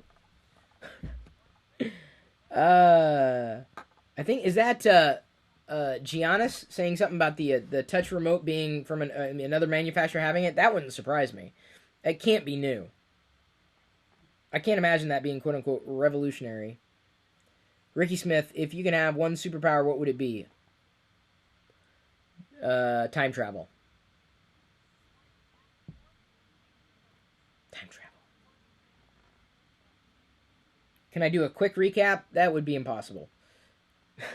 I can't. But a lot of people like sports. I am not one of them. So, NHL app is coming in 2016 for all of you hockey nuts. Pucks. Okay. Here we go. Some stats. Interesting. Universal apps from phone, tablet, TV. Nice. 64-bit A8 chip, Bluetooth 4, 802.11 AC Wi-Fi, IR receiver, power, HDMI, Ethernet.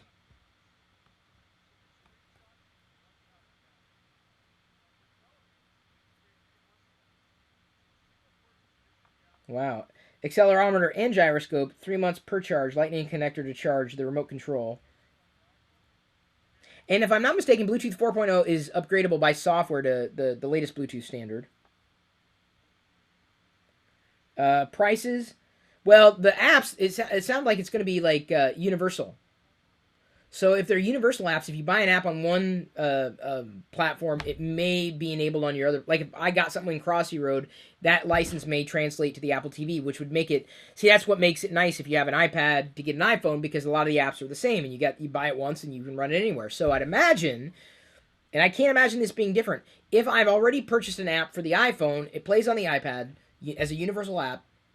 If there's an Apple TV version available, having it available there would be just as smart. Price, 32 gig, $149, 64 gig, $199. Available late October. Oh man. Okay, we are moving on here. Are we moving on to the iPhone?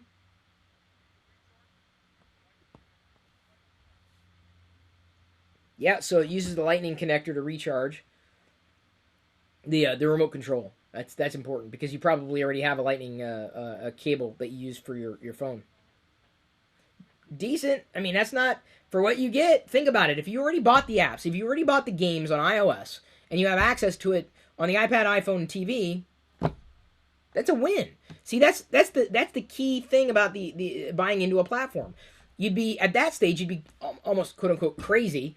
I'm not saying you are, but if you used a Windows computer, like a PC, and then an Android phone, and then a Roku on the TV, because it would be a disjointed experience. Plus, you'd have to buy the same apps over and over again. Versus if it is a true universal app, having purchased it once and having it being able to run on this platform or this piece of hardware, that piece of hardware, and that piece of hardware. That's a savings in money, and it's a better experience. So this is key for Apple. It's all about enabling that experience, that ecosystem. So smart move. Now, well, some people say, that's pricey. No, it's not. I think it's great.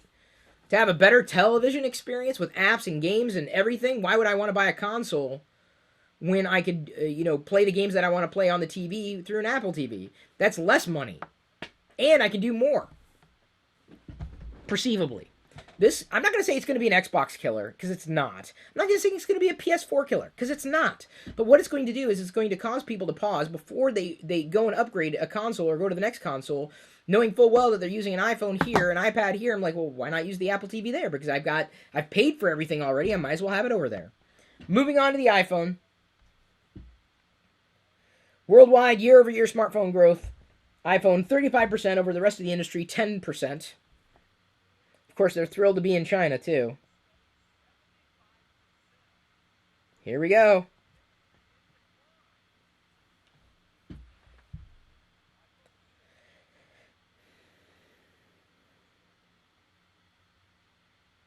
iPhone 6, 6 Plus, is what we're talking about here.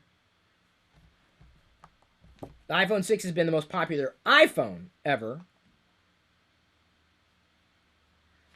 He says the most popular phones in the world. I'm not sure exactly how they're measuring that. I don't care how popular something is. I don't. If I like it, I like it. If I don't, I don't. I don't care how popular it is. I don't get something because it's popular. Oh, I'm only going to get that if it's number one. If it's number two, I'm not going to get it. Who says that?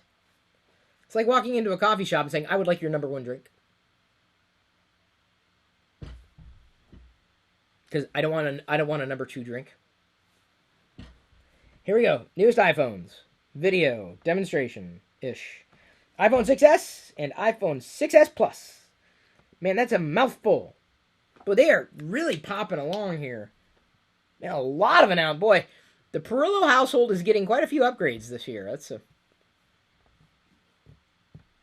6S, 6S Plus. They're showing their animated wallpapers. Rose gold phone. I'm a space gray guy. They look a lot like the iPhone 6 and the 6 Plus, but we knew that. This is just an incremental improvement. Usually it's a tick-tock cycle with iPhones, or it has been for quite some time.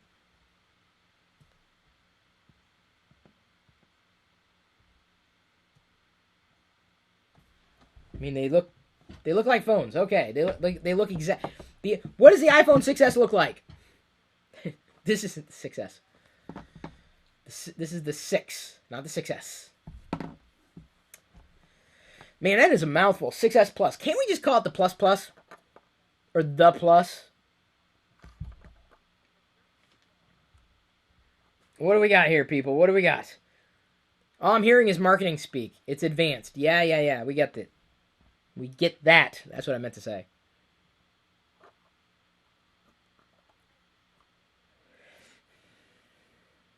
They think this is awesome. Okay. Why is this better than what we got? These new iPhones are the most incredible iPhones we've ever made. Well, yes, they're new. You're going to say that every freaking year. In fact, I think I say that every year. Entirely new aluminum, custom Apple alloy, silver, gold, space gray, and rose gold.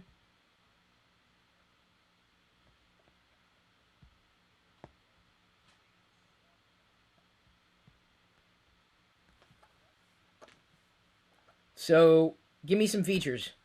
What do we got? What's different? Displays covered by brand new glass, strongest in industry. Ion X, not sapphire.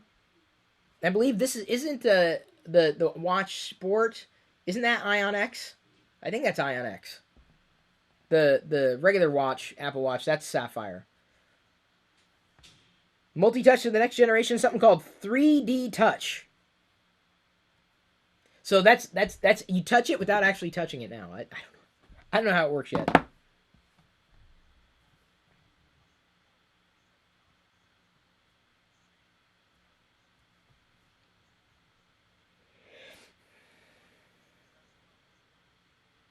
Interesting. Yeah, space gray is me.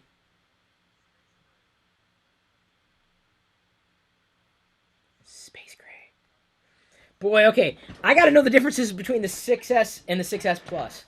Because I'm seriously thinking about moving phablet and going that way, if only for OIS.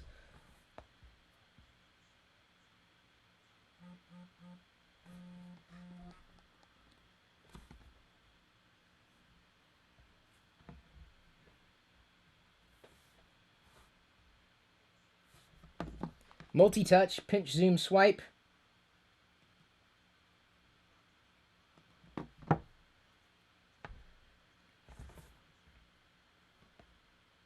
So it's kind of like a right click on the phone. Interesting. New gestures, peek and pop. Fascinating.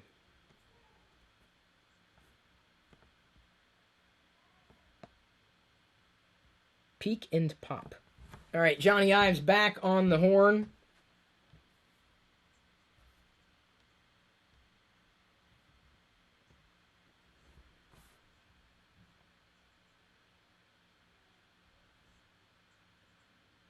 Press lightly, get one thing. Press hard and get another. So it's. I mean, the touch and swipe and gestures they're going to be different. Now it's all going to be pressure sensitive. A lot of it's going to be pressure sensitive. That's taken a while to get used to on the iPhone, or the iPhone, the Apple Watch. Like when I swipe down for notifications, force touch, hard press on it. Ah! So it's going to be similar to that. Interesting UX. Interesting UI. So press and hold. Boy, that's going to be fun to explore. Of course, this person's using it with one hand. I don't know if I could do that with the 6 Plus. Tap and hold. New gestures. Peek and pop. And then let go. Peek, like for a thumbnail, and then press harder, and it goes full screen. It's 3D touch. Working on the home screen, giving you shortcuts within the app. That's cool! So basically, you force touch, or you 3D touch an object on the home screen, an app, and it'll give you options that you could jump directly into that feature. Boy, that could save a massive amount of time. Ah! That could be like, you want to take a selfie, you force touch the camera icon and then swipe down to that option. It's an iOS 9 feature. Wow. It blurs out everything else in the background. So so you can jump in and out of things within the app. It's very difficult to explain. It's 3D. Ah! Ah! So the woman who's demonstrating is pushing and then pushing harder to go full. Like push a little hard and then push harder. That's going to take some getting used to. The capacitive sensors are built into the backlight. Fascinating. Wow. They measure the distance between the glass and the backlight. Taptic engine coming to the success. Epic. It responds to finger pressure. Wow. Wow. Yeah, so it's basically haptics. I always loved the idea of haptics.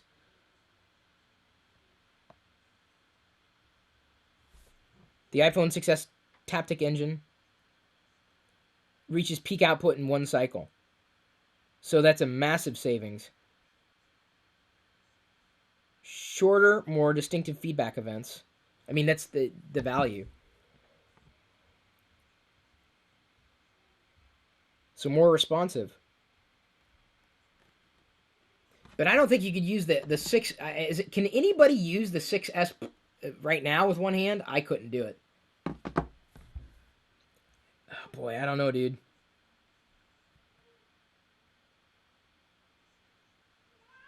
Wow, that 3D touch is pretty neat. It's very interesting. Oh, whoa! Whoa! She's force touching the wallpaper, the lock screen, and it animates. That's pretty geeky cool.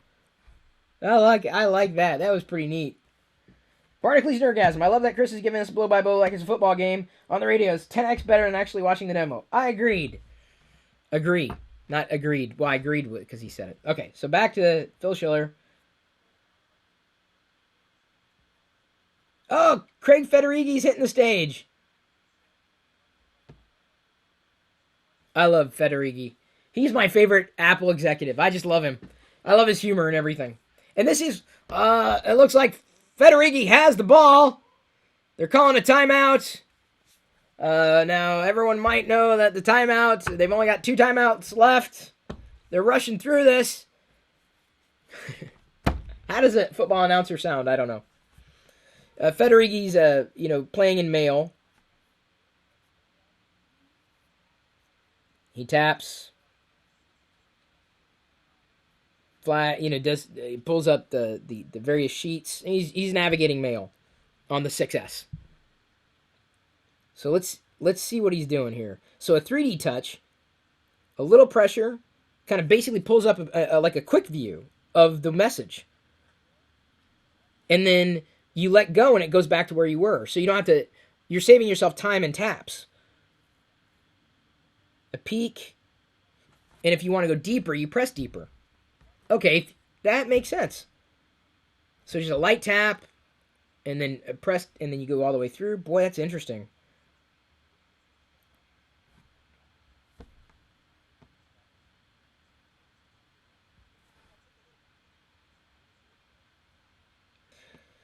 Yeah, I like the idea. Oh, so in a mid-pressure, like basically a force touch, to preview it, you swipe up and you get actions or slide it with that touch. So there are different ways to interact with things, with apps. So let's see here. Okay, so what's interesting, in iOS 9, you get the preview, or the avatar for people now in the iPhone 6, not just the 6 Plus, or the 6S, and the 6S Plus too. He's force touching into things. Very nice. You can force touch a flight number. Pulls in that data dynamically. It saves you a Google search. That's going to be the biggest deal, when it comes to Apple moving forward. They're going to try to keep you from going to Google as much as possible. Oh, web link. It's a bit.ly. but it's like an embedded Safari within the Messages app. So you can see it right there. So it's an immediate preview of something. The 3D touch, being able to take action on apps without having to open the apps. This is cool. This I like a lot. So like you can get to your phone contacts easily from the icon from on the. So my question, yep. So you force touch the icon, and it's a quick touch.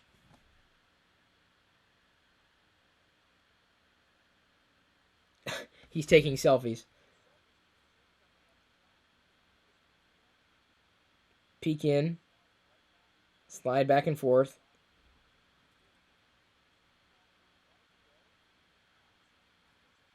Maps, peek in, directions home. Boy, it's a massive time saving because otherwise, think about that. You got to jump into the app and then jump into the specific feature in the app.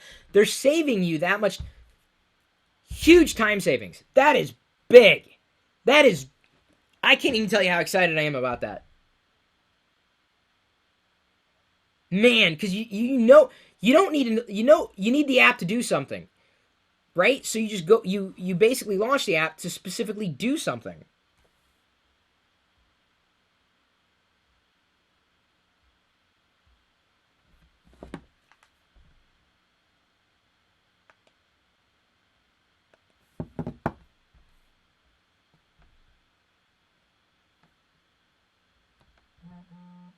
Oop.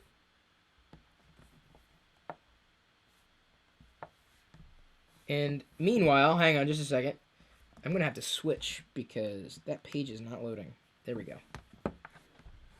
I switched to the iPhone here because for some reason this just decided to load.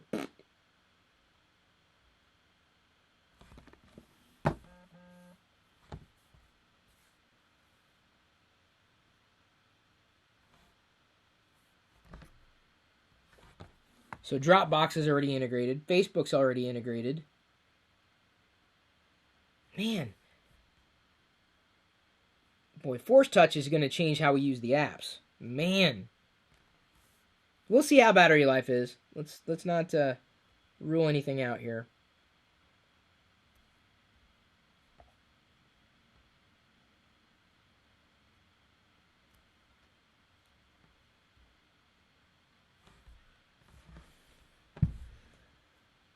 Even on the photos, even in the photos in Instagram, you can enlarge thumbnails. Wow. Or playing video previews. That is so impressive. Force Touch, man.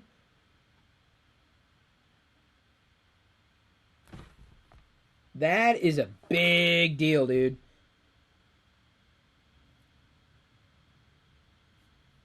Boy, everything they're saying, desktop class, console class, they're really trying to move that paradigm forward. Making it likely that, you're not going to ever use a PC again. A9 chip, 3rd generation 64-bit, new transistor architecture, optimized for real-world use. Now, that's interesting. What does that mean? So they can drive faster performance and be energy efficient with that new architecture. So much about the battery life joke. It was a bad joke. You should have waited. Big jump in perf. 70% faster at CPU tasks over the 6. Epic. 90% faster at graphics tasks. Suggesting console class GPU according to their marketing.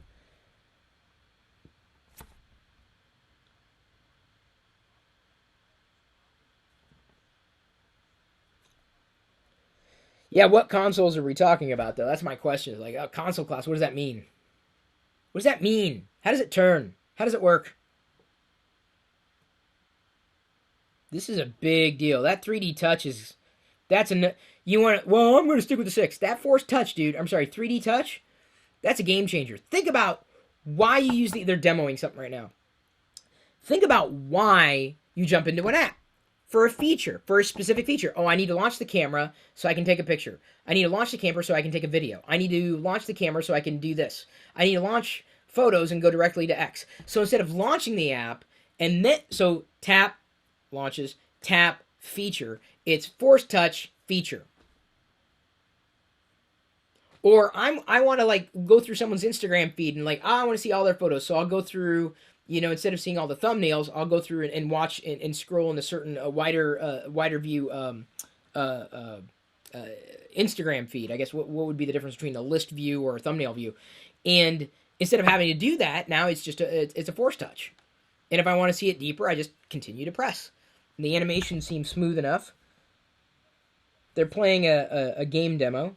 Looks nice, looks clean. Not my kind of game. I'm more of a crossy road kind of guy. Which has worked very well on the iPhone 6.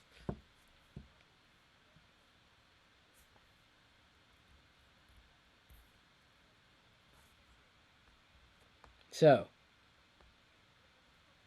M9 motion coprocessor embedded and always on. I mean, it looks like a nice game, don't get me wrong. I mean, games are a good reason to upgrade. Better game perf.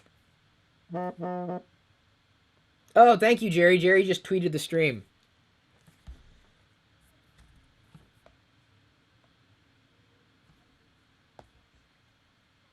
The game looks nice. Jerry, we got to schedule our next Geek Out, yo.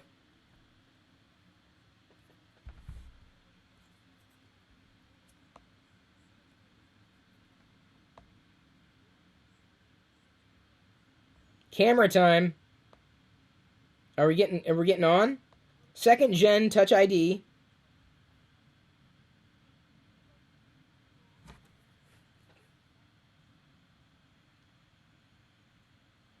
Just got a notification saying that the Poison Ivy figure that I've had was delivered yesterday.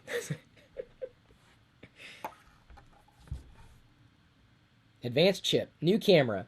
Oh, the lip of the camera doesn't look to be as big. Yeah. All new iSight camera, 12 megapixels.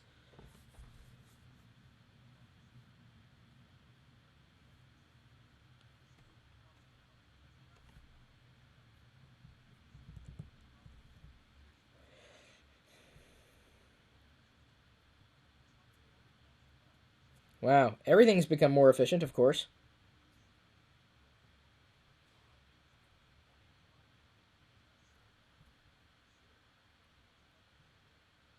Everything becomes a bit more responsive. 50% more pixels, basically. Okay, great, but I don't care about how many pixels something has. I'm fine with 8 megapixels. If the images, I just want crisp images, man. I don't care about, I mean, image quality is important, but the blur, kill the blur. Autofocus is even more accurate. Okay, great.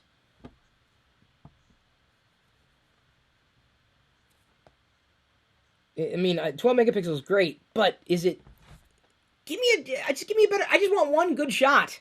This is what almost drove me to the 6 Plus, and what could very well drive me to the 6S Plus with the optical image stabilization. So it's nice, 12 megapixels. That's great. I'm happy for that upgrade, but just give me a better. I don't care about a bigger image. I want a better image.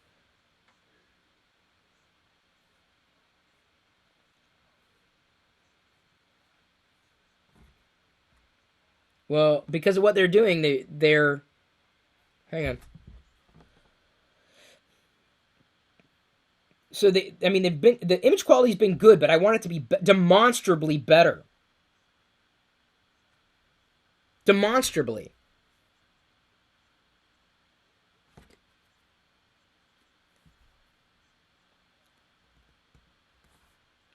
The team worked to reduce crosstalk and noise. Deep trench isolation?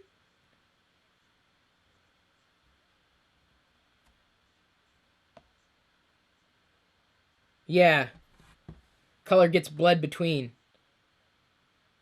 Inaccurate colors. Was that noise? So they basically corrected this.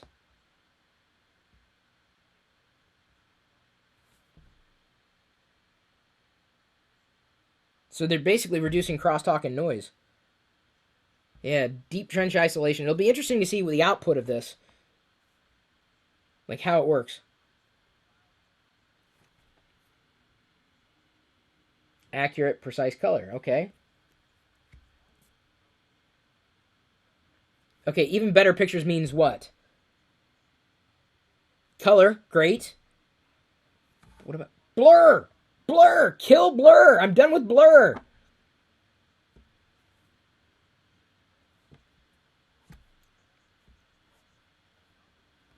It'll be interesting to see these images because I see them and I'm like, I almost need to take a shot between a 6 and a 6S to see the difference between the two.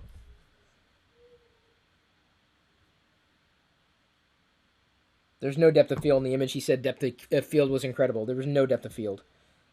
They're nice.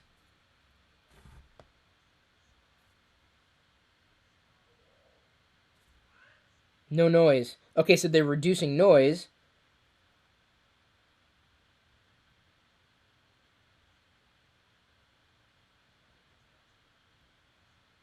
Whoa, that's a nice shot.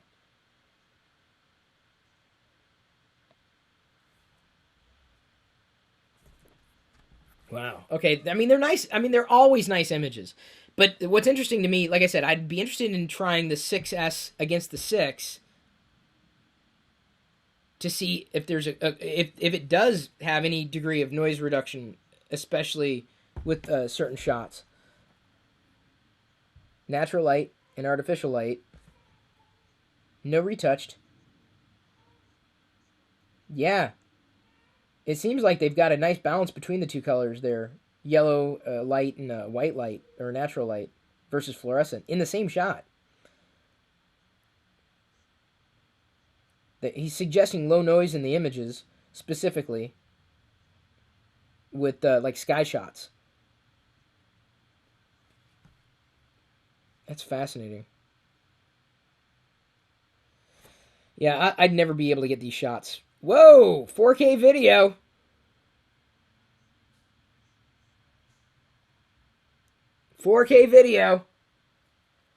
Great. Now I have to switch. I mean, this my poor old vlog camera. It's only 1080p 60. I'm shooting 4K video, I guess. Sometimes. I mean, they do look like nice shots. I'd be curious to know, what kind of shots I'd be able to get.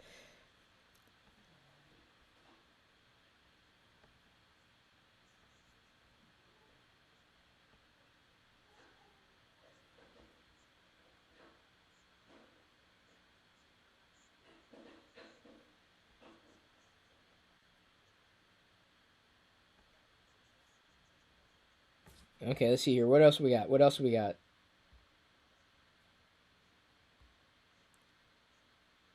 5 megapixel FaceTime HD. So you got eyesight facing out, FaceTime facing in. So 5 megapixel, that's an upgrade. What was it, 2 point something? So it's doubled.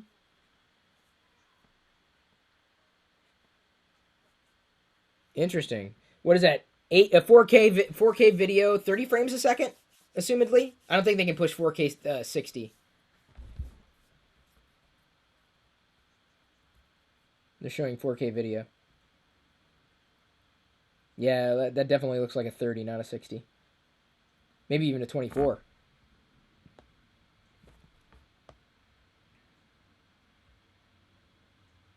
Nice, too. I mean, clean. Stabilized and everything. Retina flash. True tone on the front, on the FaceTime HD camera. It's interesting stabilization, too. I've not seen that without processing.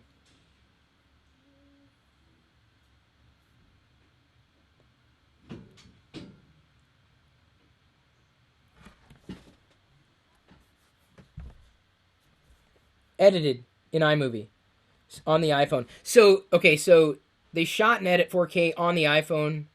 Wow. But there must have been a stabilization because I can't imagine that camera having that level of stabilization. So now the Retina has a flash. So the Retina display flash. So your selfies will have more light, like a fill flash, if you will, especially in outdoor photos. Will they talk about the display and the RAM? I don't know, dude. They very rarely ever do. I'd imagine it's going to be double the RAM, though. I mean, the iPad Air 2 had double the RAM, and I can't imagine the iPad Pro having any less than 2. And in terms of the 6S and the 6S Plus, remains to be seen. I'd like to see 2 in there, that's for sure.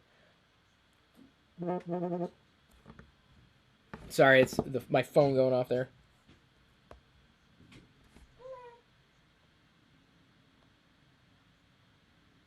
The entire display can be 3x brighter than usual to be a flash for the front-facing camera. 3x? Wow. Even in low light, you get a good fill flash with True Tone skin. Or True Tone colors, specifically for skin. There's something called live photos. This is remember that wallpaper I was explaining he force touched and the iPhone wallpaper like on the lock screen came to life? They're showing this thing called live photos.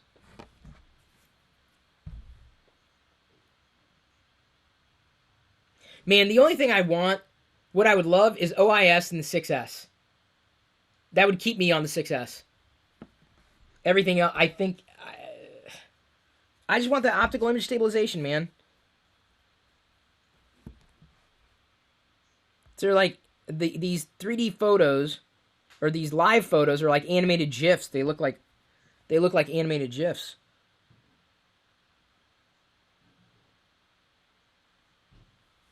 It's kind of fun.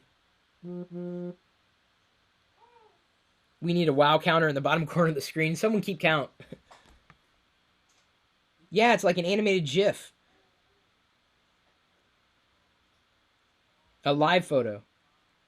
It's like an animated GIF.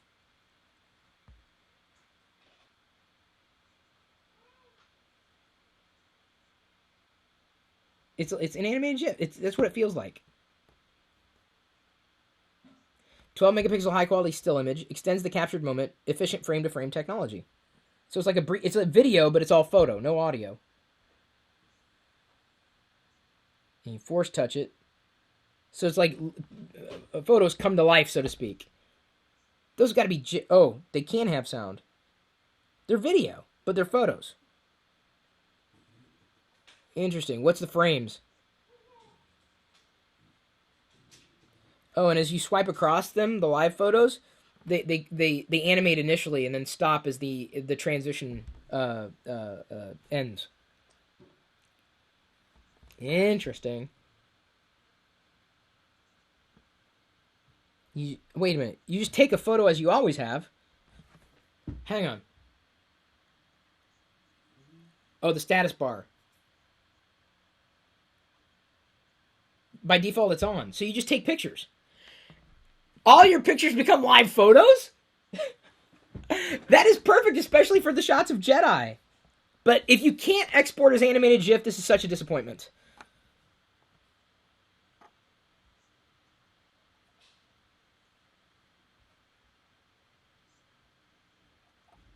Hun? Hun? I hope this is going to be wrapping up in like 5 minutes.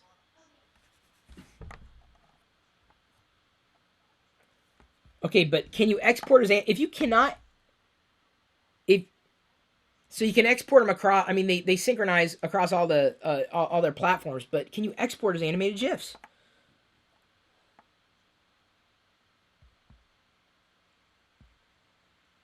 "2x faster Wi-Fi, 23 LTE bands."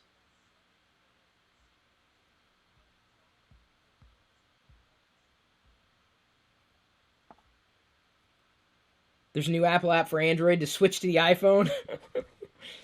There you go. Hey, why doesn't Apple release apps for Android? ... Developer APIs, animated GIFs, dude. Why do they not want to support animated GIFs? I want to hear about optical image stabilization.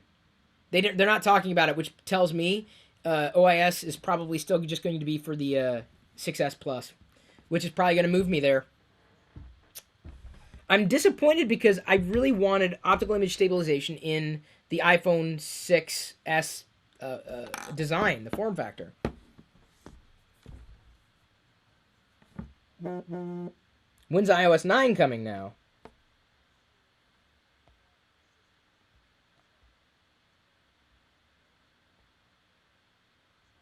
3D Touch, 7000 series aluminum, strongest cover glass, 64-bit A9 chip with M9, second generation Touch ID, LTE advanced and faster Wi-Fi, 12 megapixel eyesight, 4K video, 5 megapixel FaceTime HD with Retina flash, and live photos.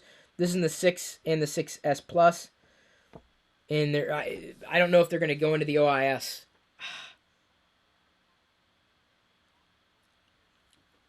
They're making it easier for Android users to switch to iOS. That doesn't shock. Man, it's the one thing I wanted. Because to me, it's about getting that right shot, and the optical image stabilization can help blur that much more.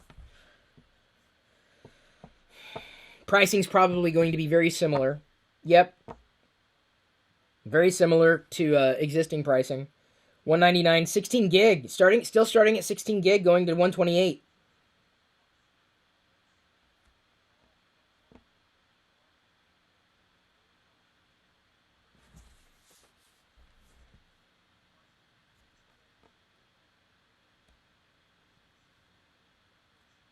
Friendly to the environment as well. I don't think they're going to talk about El Capitan today. El Capitan. That may be a different event. If it's an event. Wow. So, I mean, I'd say standard iPhone pricing. Nothing earth-shattering there.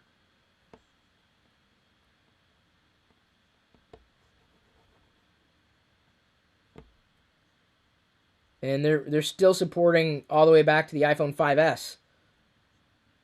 I wasn't expecting an iPhone 6C though, but it looks like iPhone 5S is the new iPhone 5C.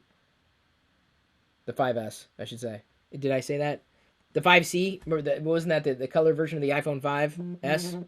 No, the iPhone 5 was the iPhone 5C, but the C is gone. It'll be interesting to see if people actually use that live photo feature, dude. Apple retail in U.S. iPhone upgrade product. New iPhone each year. Choose your carrier. Unlock phone. Includes Apple Care Plus starting at $32 a month. Whoa! I'm in. I may be doing that. New iPhone each year. I'm going to do that anyway. Choose your carrier. Okay. Unlock phone. Epic. Apple Care Plus. Okay. $32 a month. Dude!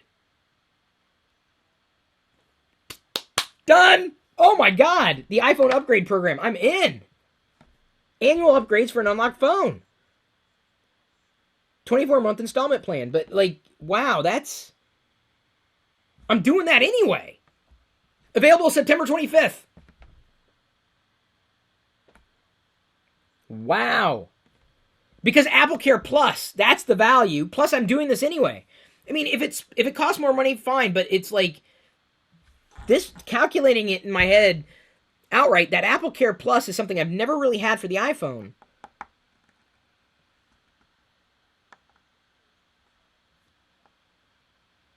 So it's an installment plan, the iPhone upgrade program, unlocked phone, $32 a month.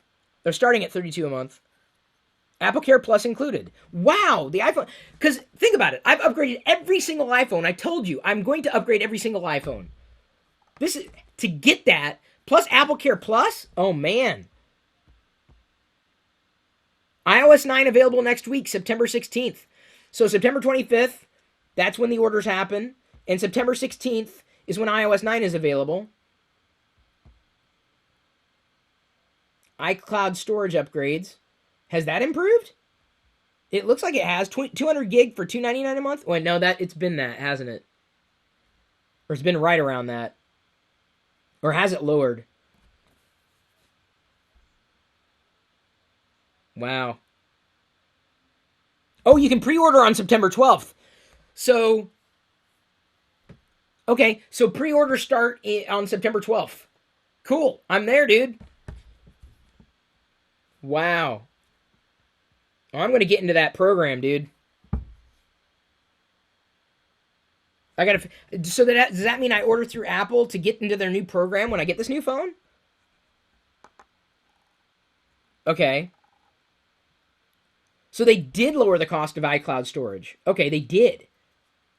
I don't know what it was before, because I was at the 200 gig tier.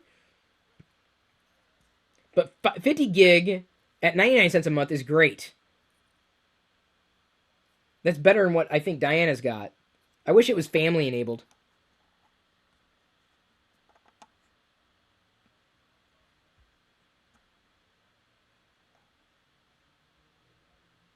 Wow. So is that about it? Is that it? I hesitate to wrap up, but I almost have to because I got to jump on a very important call. Wow. Okay. So they're playing a commercial, folks, and I can't imagine. I can't imagine them doing something else. Now, granted, I don't want to. I don't want to wrap because what if they do something big? Because we're just over 2 hours now.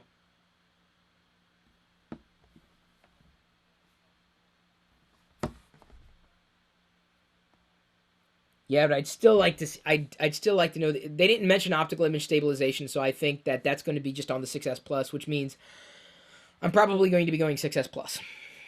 I mean, because I use my phone enough with one hand, but moving to two, I'm gonna have to go that direction, man. I need that optical image stabilization. I'm telling you, I've dealt with shaky photos for too long. They can make all the difference in the world, and you can only take the photo once. You've got that moment, and then it's gone. And I'm tired of taking 47 images just to get one. It's my number one frustration.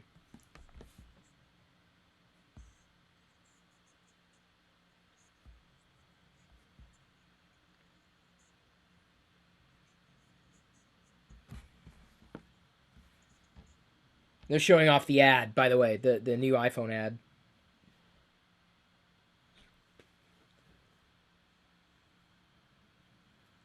Ouch.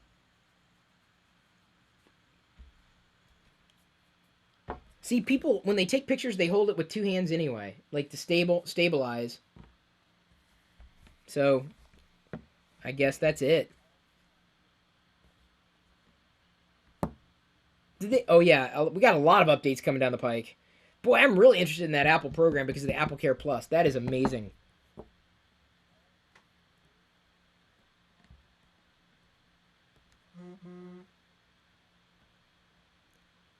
iCloud storage win and Apple Care with yearly upgrade win. Yeah, I agree. That's a huge deal, dude. That's huge. Huge wins. That's very exciting. I'm very excited about that. As sad as that sounds.